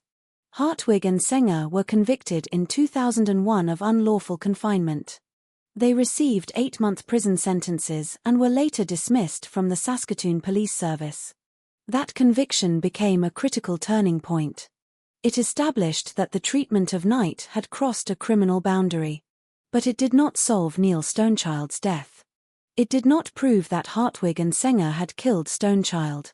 It did not establish that they had killed Rodney Naistus or Lawrence Wegner. Those deaths remained separate questions. And that distinction matters because the tragedy of these cases is sometimes simplified into a story with a conclusion the evidence does not actually support. The evidence supports something disturbing. It supports the fact that Darrell Knight was taken away from the city and left in extreme cold, and that 2 officers were convicted in connection with his unlawful confinement. It supports the existence of serious questions surrounding the earlier death of Neil Stonechild. It supports the fact that other Indigenous men died in freezing conditions after police contact. But it does not support a definitive claim that every one of these deaths was a murder committed by police. That is not where the evidence ends. Instead, the evidence leaves us standing in the same place where Neil's family had stood for years. Asking what happened. For the families of Rodney Naistus and Lawrence Wegner, the discovery of their loved ones' bodies brought a different kind of pain. There is something uniquely cruel about losing someone in circumstances that do not provide a clear explanation. When a person dies naturally after a long illness, the family may understand what happened, even if the loss is unbearable. When someone dies in an accident, investigators can often reconstruct the chain of events. But when a person is found alone in freezing conditions, after having been in contact with police, uncertainty becomes part of the grief. The family does not only mourn. They investigate in their minds. They replay conversations. They remember the last time they saw the person. They ask who might have known something. They wonder whether someone could have prevented the death. They wonder whether the official explanation contains everything. And sometimes they begin to ask a question that is even harder to live with. Was someone responsible? For Indigenous families in Saskatoon, those questions were connected to a larger history. The deaths did not occur in an empty social landscape. They occurred in a community where stories about police treatment had already created suspicion. The phrase Starlight Tour had become associated with allegations that Indigenous people were being taken outside the city and abandoned. Before the public had a clear picture of the practice, there were stories. After Darrell Knight survived, there was evidence of at least one confirmed incident. And that meant the old stories could no longer be dismissed so easily. Still, the story required caution. There were no grounds to claim that every Indigenous person who encountered police was subjected to such treatment. There were no grounds to claim that every freezing death was caused by police. And there was no court judgment declaring that Neil Stonechild had been murdered by police. The truth was more uncomfortable because it was incomplete. There was enough evidence to demand investigation. There was not enough evidence to provide every answer. That is where the human stories matter. Because behind every unanswered question was a family. Neil's family did not need a historical symbol. They needed to know what happened to Neil. Rodney Naistus's family did not need a national controversy. They needed to understand why Rodney was dead. Lawrence Wegner's family did not need a phrase that would eventually appear in books and documentaries. They needed answers about Lawrence. And Darrell Knight did not choose to become a central witness in a controversial chapter of Canadian history. He survived something that could have killed him. Then he spoke. His voice forced the city to listen. And once people listened, they began hearing echoes from the past. Those echoes led directly back to Neil Stonechild. A 17-year-old. A disappearance.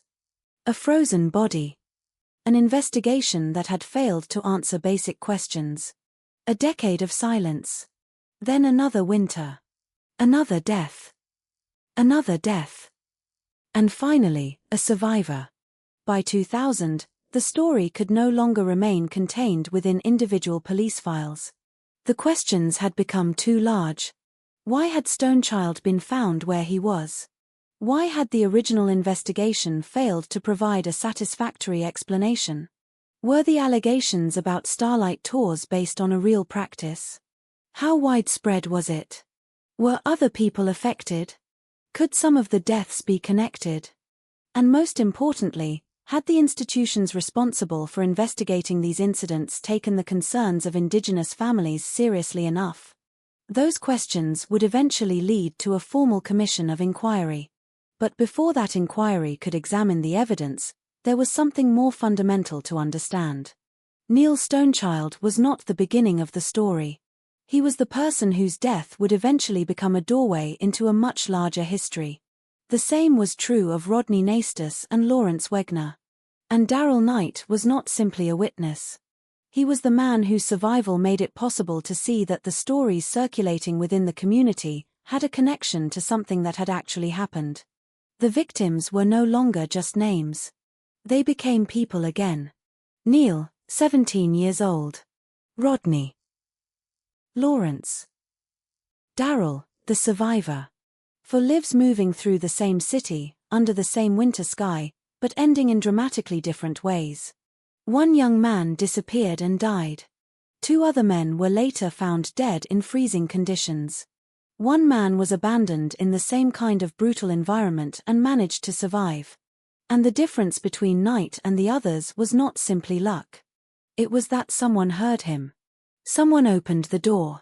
Someone allowed his story to continue. Neil did not have that opportunity. Rodney did not have that opportunity. Lawrence did not have that opportunity. Their final moments remained largely beyond the reach of the living. That is why the investigation that followed would matter so much. The question was no longer simply what killed these men. The cold had already answered that. The real question was what had happened before the cold. And to answer that, investigators would have to return to the beginning. Back to November 1990. Back to Neil Stonechild. Back to the last hours of a 17-year-old boy's life. Back to the place where his body was found. And back to the first investigation that had tried to explain his death. Because sometimes the most important evidence in a case is not what investigators discover years later. Sometimes it is what they failed to look for in the beginning. And in Neil Stonechild's case, that failure would eventually become one of the central questions of the entire Saskatoon freezing death story. November 24, 1990 began like an ordinary night in Saskatoon, but somewhere between that evening and the early hours of November 25, the life of 17-year-old Neil Stonechild disappeared into a chain of events that would remain unresolved for years. There was no warning that this night would become important. No one standing on the streets of Saskatoon could have known that the young man moving through the city would soon become the center of one of the most controversial investigations in Saskatchewan. Neil was 17. He was young enough that the people who loved him could still think of him as a boy, but old enough to move through the city independently, to make his own decisions, to spend time away from home, and to encounter people whose intentions his family could not control. The night continued. The city grew darker. The temperature fell. And eventually, Neil disappeared. What happened during those final hours has never been established with complete certainty. That uncertainty is one of the reasons this case remains so disturbing. There is a beginning that can be identified.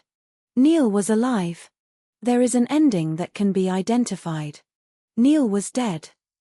Between those 2 points lies a stretch of time that has never been reconstructed to everyone's satisfaction. That missing stretch of time became the center of the mystery. The official explanation of his death was straightforward in one sense. Neil had died from exposure to the extreme cold. But the cold did not answer the question of how he reached the isolated area where he was eventually found. It did not explain who had been with him. It did not explain whether he had traveled there willingly. It did not explain the reports that he had been seen in connection with a police vehicle. And it did not explain why questions about his final hours would continue long after the case had apparently been closed. To understand the significance of that night, it is important to separate what is known from what has only been alleged. What is known is that Neil Stonechild disappeared during the night of November 24 into November 25, 1990. What is known is that his body was discovered several days later, on November 29, in an isolated area northeast of Saskatoon. What is known is that his death was attributed to hypothermia or exposure. What is also known from the later investigation is that there were concerns about the adequacy of the original police investigation. What remains uncertain is the precise chain of events that brought Neil from wherever he was last seen to the place where he died. That distinction is crucial. Because this is not a story in which the evidence allows us to simply point to a person and say, "This is the killer." There was no such definitive conclusion. Instead, there was a night, a teenager, a city, a police force, a frozen landscape, and a growing number of unanswered questions. The first question was simple. Where was Neil? When someone disappears, the first hours are often the most important. A family may search familiar places. Friends may be contacted. People begin remembering the last time they saw the missing person. A name moves from private conversation to police report. The ordinary world suddenly becomes a map of possibilities. Every road matters. Every vehicle matters. Every person who saw the missing individual may possess one small fragment of the truth. But fragments only become a picture when they are collected. That was the problem with Neil's case. The pieces did not form a complete picture. There were reports and statements. There were questions surrounding his movements. There were indications that he may have been seen in a police vehicle. But there was no complete account of his final journey. And as the hours became days, the cold continued to erase whatever physical traces might have existed. Then, on November 29th, the search ended. Neil's body was found in an isolated area northeast of Saskatoon. For his family, this was the moment when uncertainty became grief. But grief did not eliminate the questions. In some ways, it made them more painful. Because when a missing person is found alive, the family can ask what happened. When a missing person is found dead, the family asks a different question. Why? Why did this happen? Why was he there? Why was no one with him? Why had he not come home? Why had nobody been able to protect him? And perhaps the hardest question of all. What happened during the final hours when no family member was there to see? The location where Neil was found became part of the story. It was not the kind of place where a 17-year-old would ordinarily be expected to spend a winter night. It was isolated. It was exposed. And the temperature was capable of killing. The physical environment could therefore provide an immediate explanation for the cause of death. But there was a danger in allowing that explanation to become the entire investigation.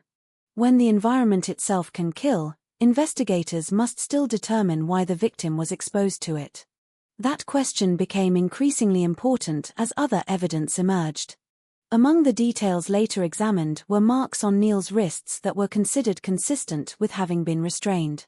Those marks did not, by themselves, establish who had restrained him. They did not prove that police officers had done so. They did not establish that restraint directly caused his death. But they became significant because they raised another question. Had Neil been in someone's custody before he died? And if so, whose? That question could not be answered simply by looking at the frozen landscape. It required investigators to look backward, to reconstruct movements, to examine statements, to compare accounts, to determine who had seen Neil, and to ask whether his final hours had been investigated thoroughly enough the first time. At the time of the original investigation, however, there was no Darrell Knight.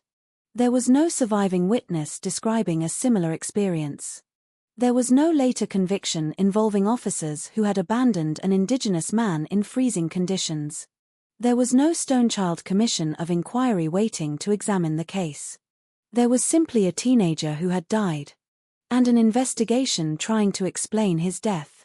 Years later, the context would look very different. That is one of the most important aspects of this case. Evidence does not exist in a vacuum. A single incident can appear isolated. But when a similar incident occurs years later, investigators may look back at the earlier event with different questions. That is exactly what happened after the winter of 2000. But before that future could arrive, Neil's family had to live with the uncertainty. The days after the discovery would have been filled with arrangements no family should have to make for a 17-year-old. There would be conversations about the body. There would be conversations about the investigation. There would be questions from relatives. There would be people trying to understand what had happened. And behind all of it was the same unanswered question. How did Neil get there? For the authorities, The explanation of exposure could be medically understandable. For the family, it was incomplete. A teenager did not simply become a frozen body in an isolated area without first making a journey. Somewhere there was a starting point. Somewhere there was a route. Somewhere there were decisions. And somewhere there were people who may have known something. The investigation needed to find those pieces. But the original investigation was later criticized severely. The Stonechild inquiry would eventually conclude that the initial investigation was inadequate. That later criticism is important because it does not mean that investigators necessarily knew the truth and deliberately concealed it. It means that the investigation failed to do enough to resolve the questions that remained. That distinction matters. A poor investigation can create uncertainty without proving a conspiracy. A missing piece of evidence can be the result of negligence without proving intentional destruction. An unexplained detail can be suspicious without being proof of murder. The tragedy is that once time passes, the opportunity to recover those answers becomes smaller. Witnesses forget. Records disappear. People move. Memories change. Physical evidence deteriorates. And the dead cannot return to tell investigators what happened. Neil's case entered that silence. 4 years, his name remained associated with an unexplained death in the cold. Then January 2000 arrived. 10 years after Neil's death, Saskatoon experienced another series of events that would make people look back at 1990. Rodney Nastus was found dead in freezing conditions. Lawrence Wegner was also found dead. Both were Indigenous men. Both had contact with police before their deaths. The similarities were disturbing. But still, there was no direct proof connecting the deaths. Then came Darrell Knight. His experience was different because he survived. Late in January 2000, Knight encountered Saskatoon police officers Larry Hartwig and Brad Senger. Knight believed he was being taken into custody because he was intoxicated.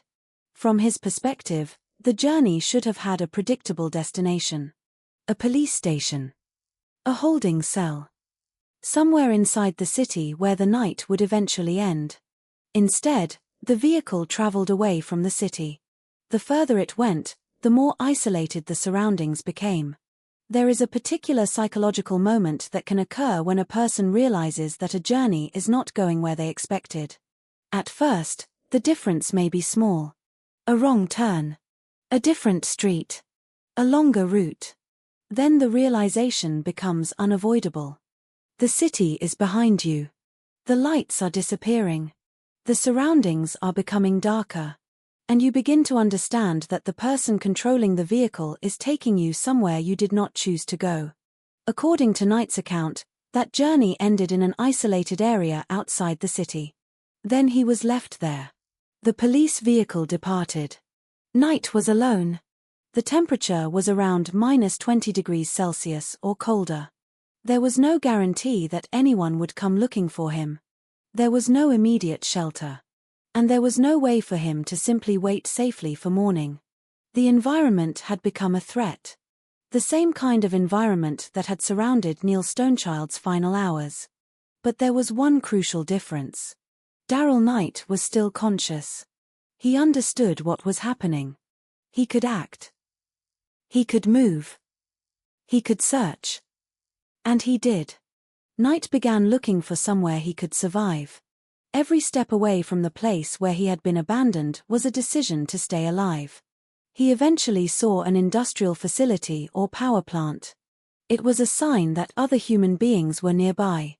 That possibility gave him something that Neil may not have had in his final moments. Hope. Knight approached the facility. He tried to attract attention. Someone inside heard him. The door opened. A human being found him. And the trajectory of the entire story changed. Darrell Knight survived. The importance of that survival cannot be overstated. If Knight had died outside, there might have been another frozen body. Another explanation based on exposure. Another family asking questions. Another investigation beginning after the fact. Instead, there was a witness. There was a voice. There was a person who could describe what happened. There were names. Larry Hartwig. Brad Senger. There was a vehicle. There was a destination. There was an act of abandonment. And there was a man who could stand before investigators and say that he had not simply wandered into the cold. His story forced authorities to investigate. It also forced the public to reconsider the old allegations about starlight tours. Because suddenly, a practice that had existed in community stories had a documented modern example. 2 police officers were accused of taking an Indigenous man away from Saskatoon and leaving him outside in extreme cold. The case went to court. In 2001, Hartwig and Senger were convicted of unlawful confinement. They received 8-month prison sentences and were later dismissed from the Saskatoon Police Service. For many people, this was a shocking confirmation that something they had heard about for years could actually happen.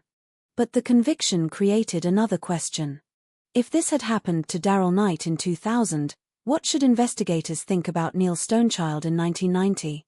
That question did not automatically prove that Stonechild had experienced the same thing. But it made the possibility more difficult to ignore. And this is where the story of the Saskatoon freezing deaths becomes especially complicated. The public wanted a single explanation. The evidence did not provide one. There were deaths. There was one surviving victim. There were convictions. There were allegations. There were questions about previous investigations. But there was no court judgment declaring that police had murdered Stonechild, Nastus, and Wegner. That fact must remain at the center of the story. Because the purpose of investigating a case is not to replace uncertainty with a more dramatic story. It is to determine what can actually be established. And what could be established was already deeply disturbing. A young Indigenous man had died in the cold in 1990 under circumstances that remained incompletely explained. A decade later, 2 Indigenous men died in similar environmental conditions. Another Indigenous man survived after being taken outside the city by police officers and abandoned. The officers involved were convicted. And suddenly, the old case demanded a second look. By 2003, Saskatchewan established a commission of inquiry into the circumstances surrounding Neil Stonechild's death and the adequacy of the original investigation. Justice David H. Wright would lead the inquiry. But before the inquiry could examine evidence, witnesses, and police conduct, investigators had to return to the beginning. They had to return to the night of November 24, 1990. They had to ask what had been known then. What had been investigated? What had been ignored? And what could still be recovered more than a decade later? The passage of time had become an enemy. The people who had been there in 1990 were older. Some memories had changed. Some evidence could no longer be found. And some questions had no living person capable of answering them. But one thing had changed. The public was now listening. Stonechild's name was no longer isolated. It had become connected to a broader discussion about policing, Indigenous communities, and systemic discrimination. The death of one teenager had become part of a much larger story. But the inquiry still faced the same fundamental problem. Suspicion was not proof. Similarity was not proof. And a conviction in the Daryl Knight case was not proof that Stonechild had been killed by police. The investigators had to work within what the evidence could actually support. That meant confronting uncomfortable possibilities. Perhaps Neil had died because of exposure after reaching the area on his own. Perhaps someone had transported him there. Perhaps his contact with police had been relevant. Perhaps it had not. Perhaps the marks on his wrists had a simple explanation. Perhaps they were evidence of something more troubling. The answers could not be invented. They had to be found.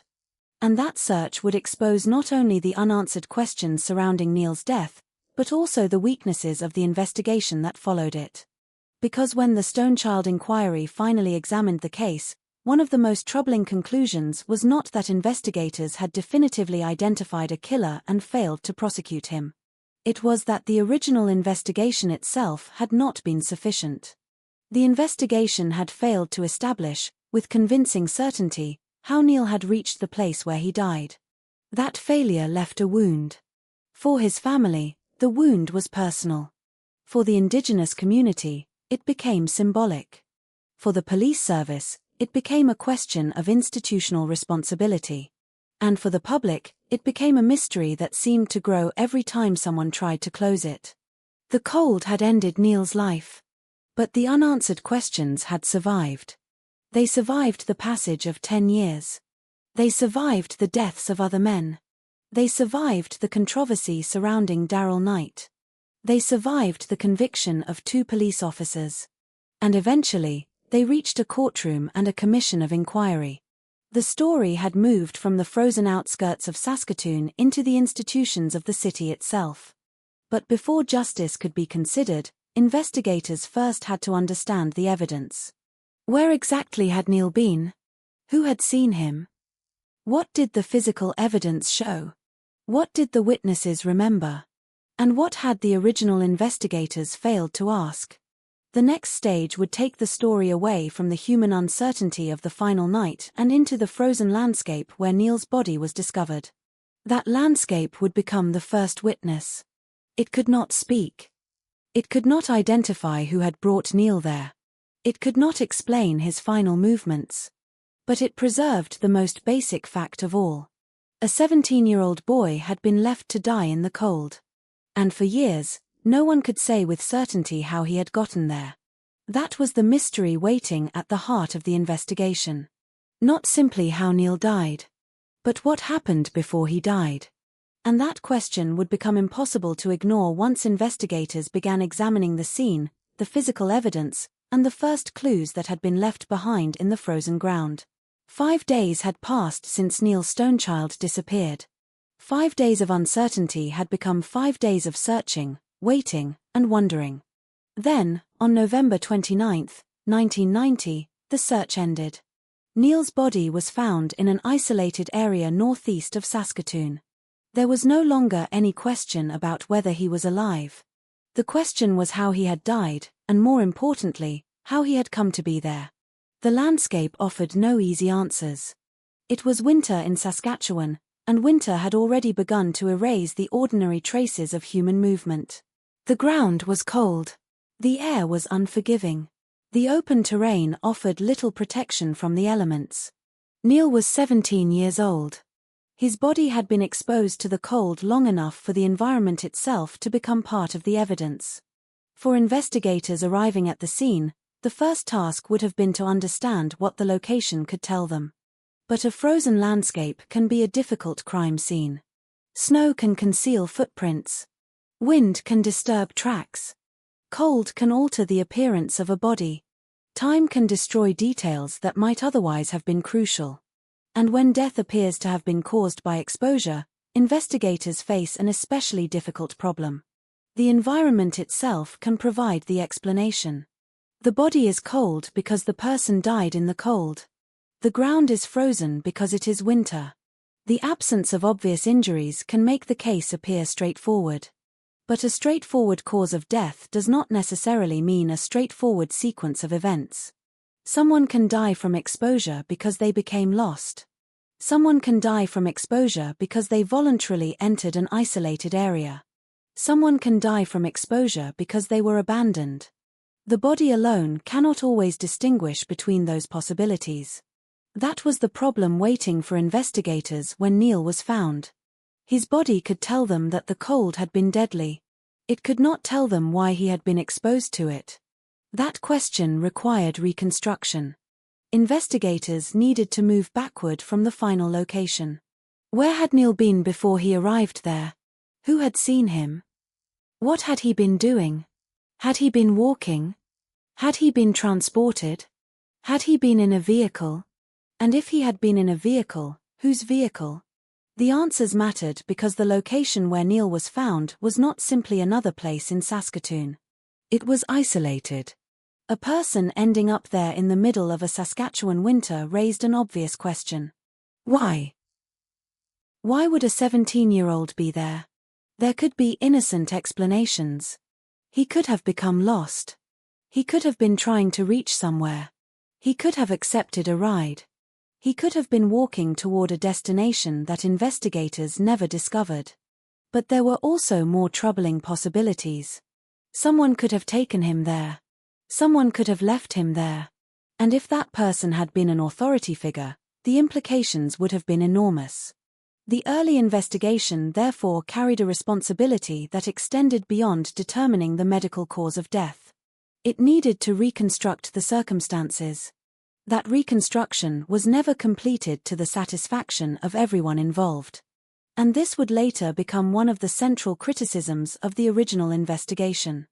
The question was not whether Neil had died from exposure. The question was whether investigators had done enough to determine what happened before that exposure. When the Stonechild inquiry examined the case more than a decade later, it would criticize the original investigation as inadequate. That conclusion did not establish that police had killed Neil. It did not create a criminal conviction.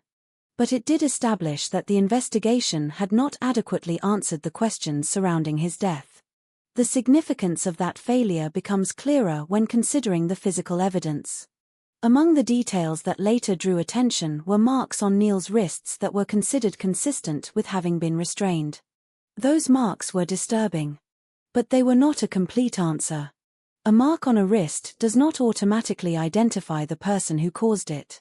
It does not automatically establish when it was made. It does not automatically prove that handcuffs were used. And it certainly does not, by itself, prove murder. But it was the kind of detail that demanded careful investigation. If Neil had been restrained, who had restrained him? Why? Where? And when? If the restraint had occurred shortly before his death, it could potentially help reconstruct his final hours. If it had happened earlier, it might have had an entirely different meaning. Evidence only becomes useful when it is placed inside a reliable timeline. That timeline was precisely what investigators lacked. The last known movements of Neil were not reconstructed with enough certainty. There were reports that he had been seen in connection with a police vehicle.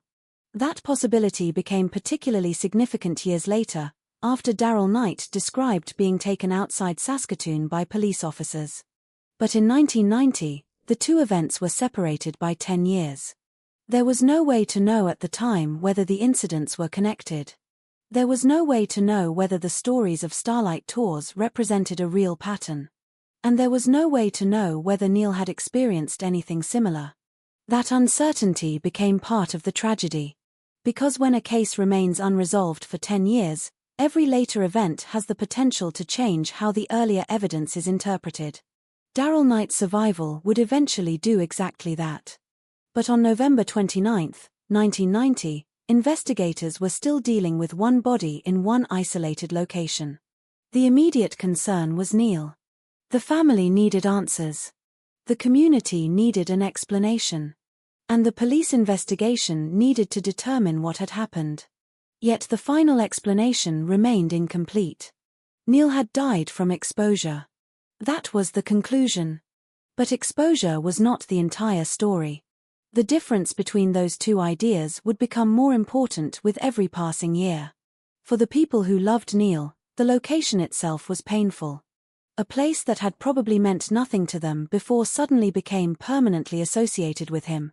The landscape was no longer just empty land. It was where Neil had died. Every detail became emotionally charged. The weather. The distance. The isolation. The fact that he had been 17.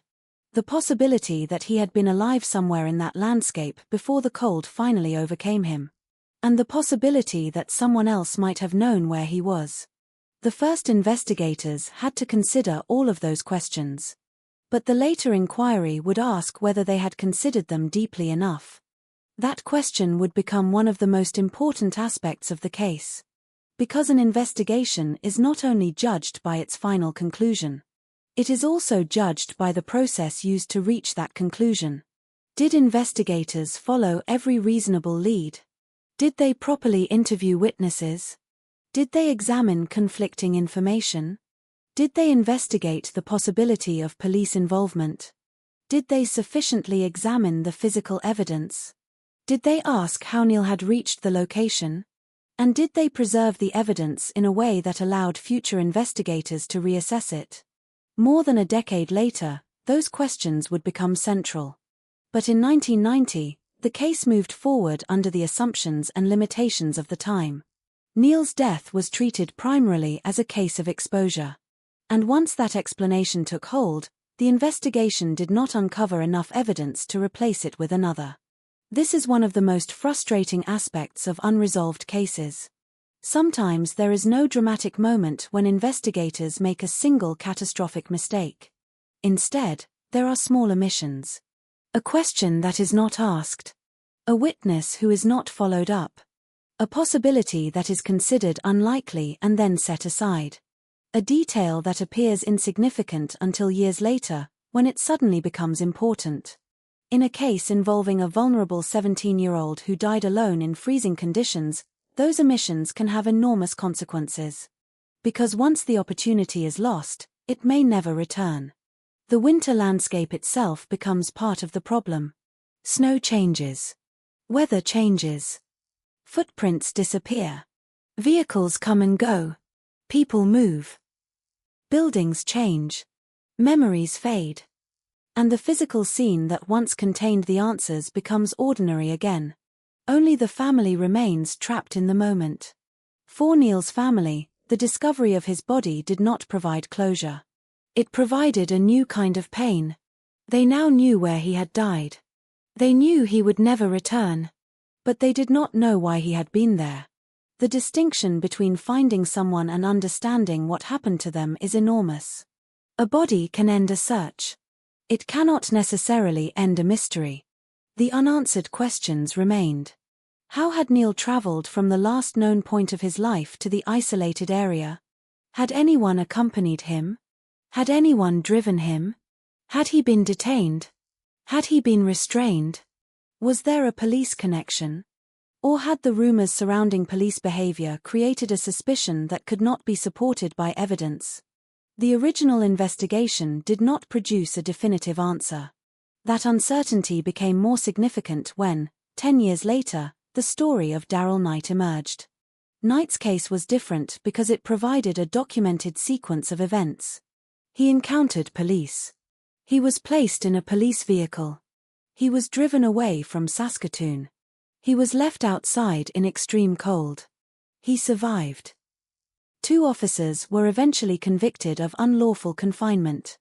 That sequence did not prove that Neil had experienced the same thing. But it created a reason to ask whether the earlier allegations deserved renewed scrutiny. The question was no longer entirely hypothetical. Something like it had happened. A police officer had taken an Indigenous man away from Saskatoon and left him exposed to the cold. And a court had found criminal wrongdoing in connection with that treatment. That fact changed how people looked at the older cases. Neil's death was suddenly no longer viewed only through the lens of a teenager who had died from exposure. It was also viewed through the lens of a community that had long spoken about police taking Indigenous people away from the city. Again, this did not establish that every story was true. It did not establish that every freezing death was caused by police. It did not establish that Stonechild had been murdered. But it made the questions more urgent. The old case had to be reopened in the minds of investigators. What had been overlooked? What could still be proven? And what had the original investigation failed to examine? Those questions would eventually lead to the creation of the Stonechild Commission of Inquiry in 2003. Justice David H. Wright would examine the circumstances surrounding Neil's death and the police investigation that followed it. The inquiry had to work with evidence that was more than a decade old. That made its task extraordinarily difficult. Imagine trying to reconstruct a single winter night after 13 years.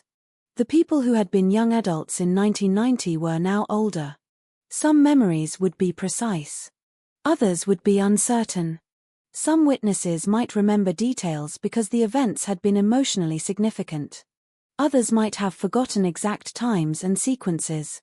Documents could be incomplete. Physical evidence could have been lost or degraded. And every year that passed made the truth harder to recover. Yet the inquiry proceeded. The first major issue was not simply what had happened to Neil. It was whether the original police investigation had been capable of finding out. That distinction was critical. If investigators had conducted a thorough investigation and simply failed because there was insufficient evidence, the story would be one of an unresolved death. But if investigators had failed to pursue obvious questions, the story would become one of institutional failure. The inquiry ultimately found serious problems with the original investigation. It was described as totally inadequate. That conclusion did not answer the central mystery. But it changed the historical understanding of the case. It meant that the absence of evidence could no longer automatically be treated as evidence that nothing suspicious had happened.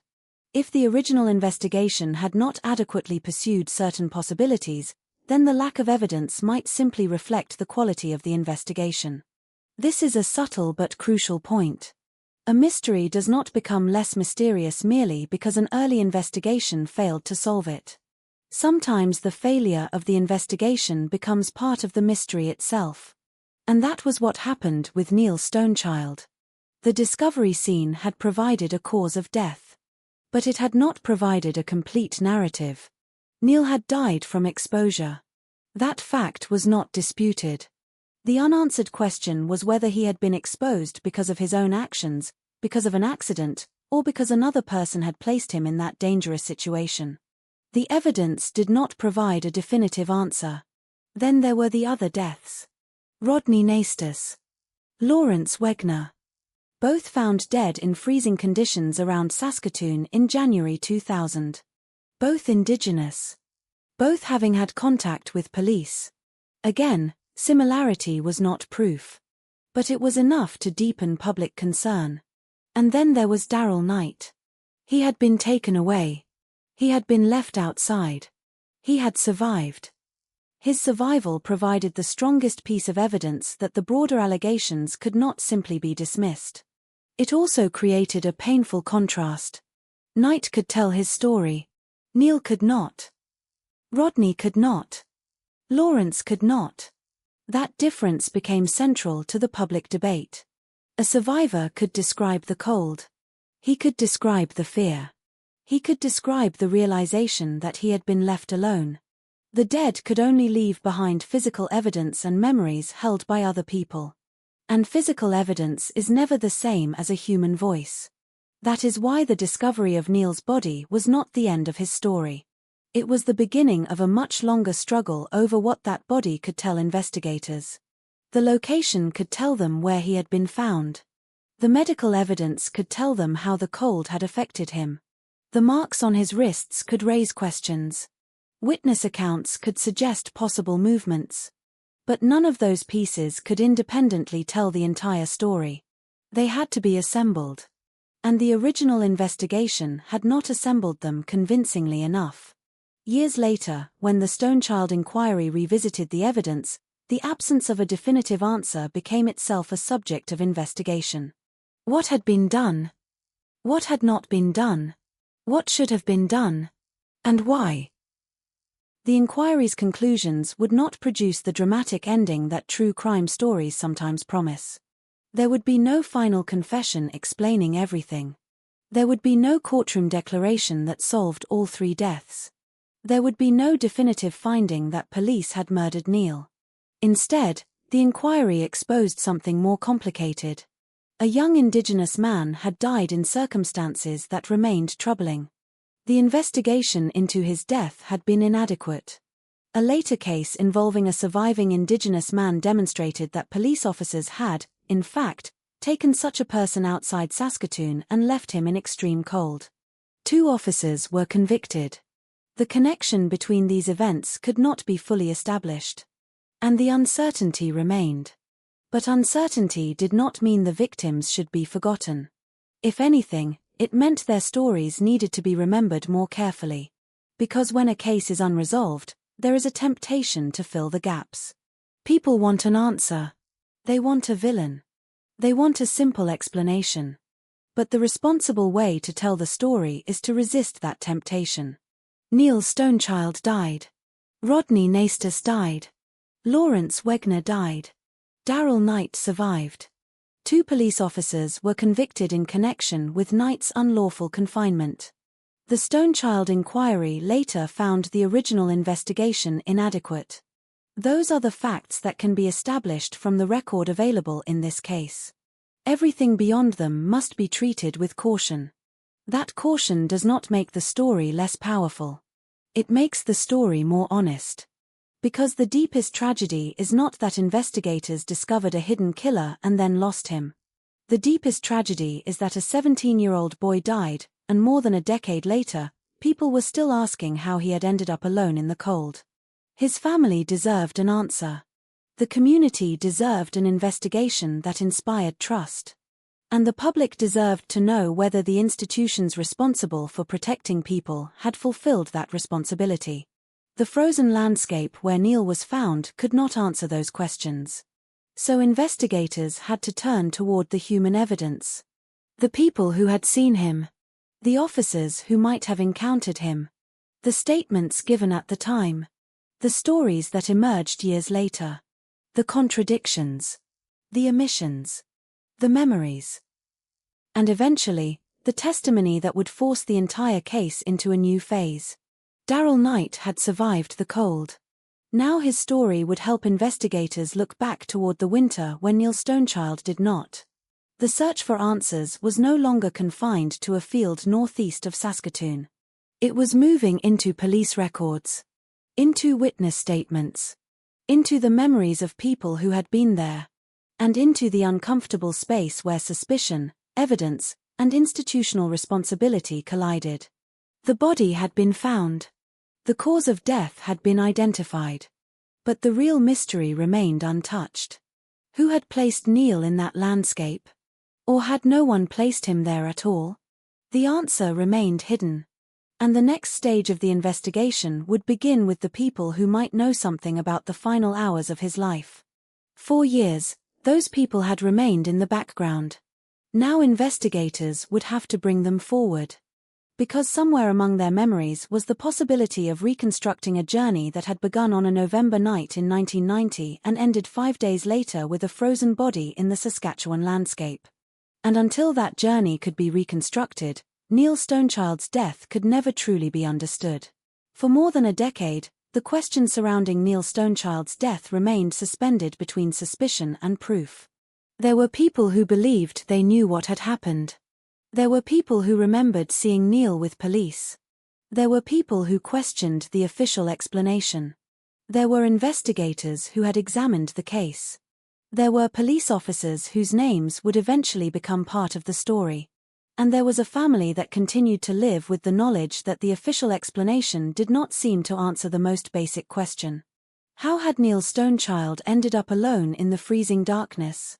The difficulty was that suspicion could point in many directions without providing a destination. The possibility of police involvement was perhaps the most disturbing. But possibility was not proof. The existence of allegations about starlight tours did not establish that Neil had been taken on one. The fact that he was found in the cold did not establish that someone had deliberately abandoned him. The marks on his wrists raised questions, but they did not identify the person responsible. And the later case of Darrell Knight, although profoundly important, could not automatically be transferred backward in time and treated as proof of what had happened to Neil in 1990. Investigators therefore faced a problem that had haunted the case from the beginning. There was evidence. But there was not enough evidence to produce a complete story. The first people who needed to be examined were those who had been in contact with Neil during the final hours of his life. This meant reconstructing his movements. Every sighting mattered. Every conversation mattered. Every vehicle mattered. Every minute mattered. But the farther investigators moved from the moment of death, the harder the reconstruction became. Time had already begun to work against them. The original investigation had taken place in 1990. By the time the case was reopened and subjected to renewed scrutiny, more than a decade had passed. The difference between remembering something that happened yesterday and remembering something that happened 13 years ago is enormous. People forget. They confuse dates. They remember the emotional significance of an event more clearly than the exact sequence. A person may remember seeing a young man but forget precisely when. Someone may remember a vehicle but not its direction. Someone may remember a conversation but unconsciously fill in details that were never actually spoken. For investigators, those differences can mean everything. 1 minute can change a timeline. One road can change a route. One vehicle can change the identity of the person involved. And one unreliable memory can send an entire investigation in the wrong direction. Neil's case contained precisely that kind of uncertainty. There were reports suggesting he had been seen in connection with Saskatoon police officers on the night he disappeared. That was significant. But it was not the same as proving what happened afterward. The question was not simply whether Neil had contact with police. The question was what happened during that contact. Was he arrested? Was he detained? Was he transported somewhere? Was he released? Was he taken outside the city? And if he had been taken somewhere, where? The answers were buried in memories and records. The investigation had to find them. One of the most important developments came from witnesses who reported seeing Neil with police. That information eventually became central to the Stonechild inquiry. The inquiry would ultimately find that Neil had been in the custody of 2 Saskatoon police officers on the night he was last seen alive. That finding dramatically changed the historical understanding of the case. But it still did not produce the final answer. Because knowing that Neil was in police custody did not automatically establish what the officers did afterward. It established a connection. It established a critical point in the timeline. But investigators still had to determine what happened after that point. And that was where the evidence became frustratingly incomplete. The officers became central figures in the investigation. Their movements mattered. Their statements mattered. Their memories mattered. The police records mattered. The question of whether they had followed proper procedure mattered. But the passage of time made every piece more difficult to evaluate. The investigation was no longer simply about a dead teenager. It was also about an institution investigating one of its own. That created another layer of difficulty. Police departments rely on internal investigations to determine what their members have done. In ordinary circumstances, that system can provide expertise and access to records. But when the allegation involves police misconduct, the same institutional relationships can create distrust. The question becomes unavoidable. Can an organization investigate itself objectively when the reputation of that organization is at stake? The Stonechild case would eventually expose how damaging that question can become when trust has already been weakened. For Neil's family, the issue was not theoretical. If police officers had been among the last people to see Neil alive, then the police investigation had to examine those officers carefully. There could be no shortcuts. No assumptions. No protection based on institutional loyalty. Every possibility had to be tested. But according to the later inquiry, the original investigation did not meet that standard. Justice David Wright would describe the original investigation as superficial and totally inadequate. Those words carried enormous weight. They meant that the problem was not simply that the investigators had failed to find the truth. The problem was that the process used to search for the truth had itself been seriously flawed. And that created an almost impossible situation. When an investigation is inadequate, later investigators cannot simply return to the beginning and start again. The original crime scene is gone. The original weather is gone. The original witnesses have aged. The original memories have changed. The original opportunities have disappeared.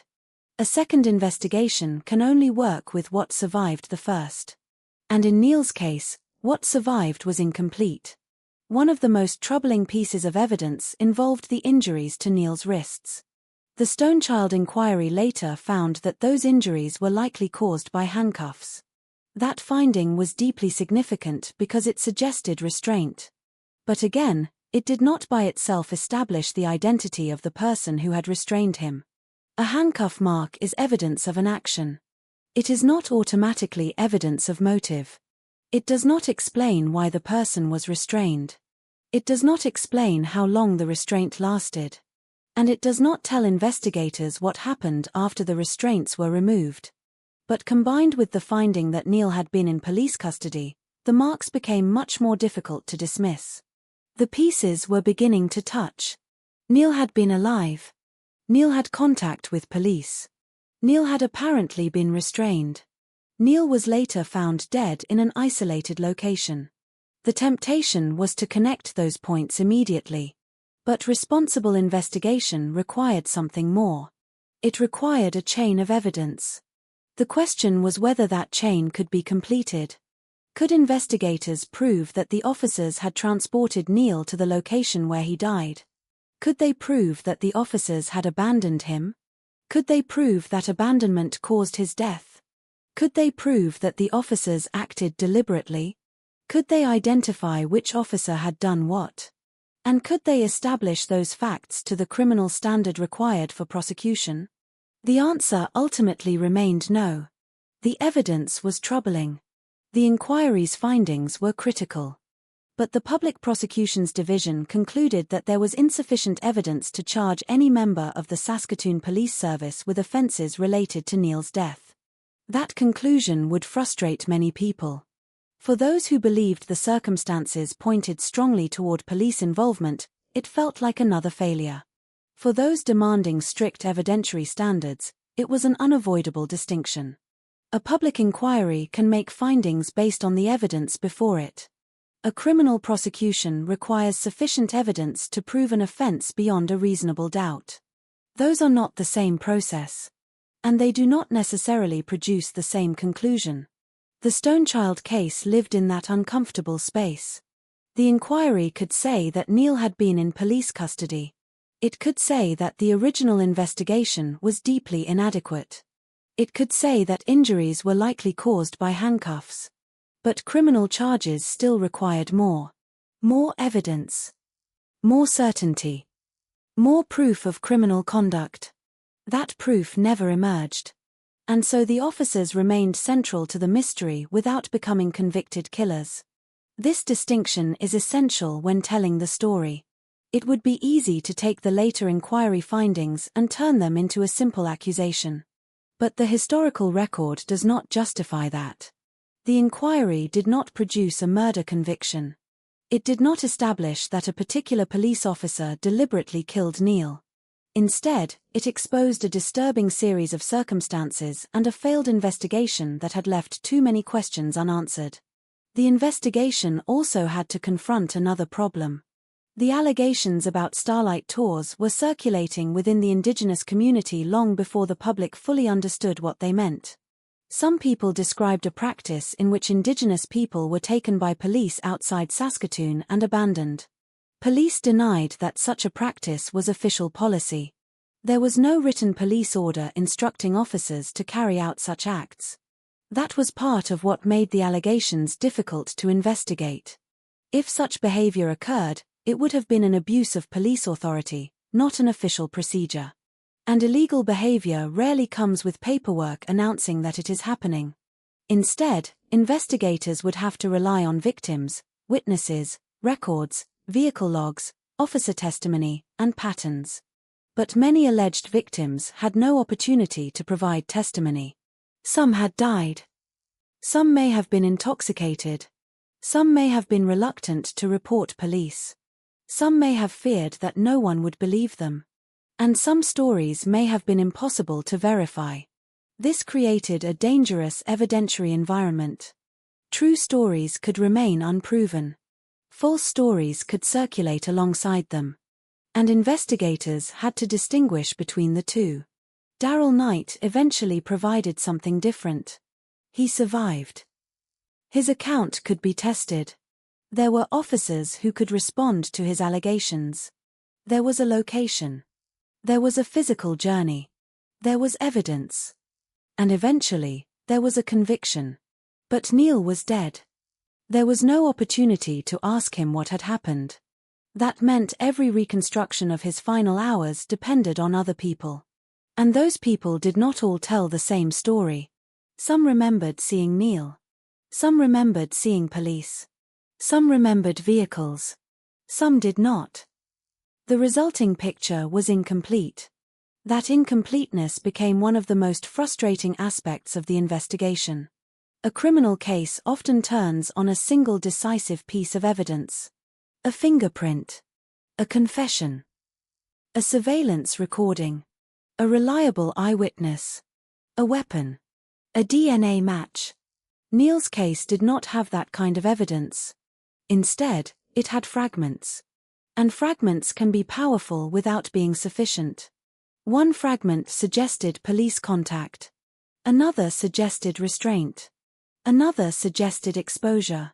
Another suggested an isolated location. Another suggested that the original investigation had not been thorough.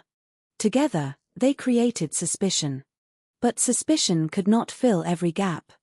The police officers at the center of the inquiry were therefore not simply suspects in a conventional murder investigation. They were part of an institutional question. What had the Saskatoon Police Service known? What had its members done? How had allegations been handled? And what had happened when the Stonechild family raised concerns? The inquiry found that in the years after Neil's death, the Saskatoon Police Service had rejected or ignored information from the Stonechild family and from the media that raised doubts about the conduct of the investigation. That finding added another layer to the case. The issue was no longer only what happened to Neil on the night he disappeared. It was also what happened afterward. When a family continues asking questions, an institution has a choice. It can reopen the matter. It can examine the evidence again. It can acknowledge uncertainty. Or it can defend the original conclusion. In Neil's case, the later inquiry found that information raising doubts had been rejected or ignored. That meant the case had effectively been protected from reconsideration at precisely the time when reconsideration might have been most useful. The longer the case remained closed, the harder it became to reopen. And so the years passed. Neil's family continued to carry the questions. The police service continued operating. The city continued changing. New officers joined. Old officers retired. People moved away. And then the winter of 2000 arrived. Rodney Nastus was found dead. Then Lawrence Wegner. Both deaths occurred in circumstances that reminded people of the old allegations. The timing was striking. The deaths occurred only weeks apart. And then Darrell Knight survived. His story gave the public something that Neil's case had never had. A living witness. Knight's testimony described being taken by police officers away from Saskatoon and left in extreme cold. The officers involved were Larry Hartwig and Brad Senger. They were later convicted of unlawful confinement. Their convictions did not prove that they had anything to do with Neil Stonechild. There was no evidence sufficient to establish that. But their convictions proved something else. They proved that the basic concept underlying the Starlight Tour allegations was not imaginary. At least one Indigenous man had been taken by police outside Saskatoon and left in freezing conditions. That fact made people look back.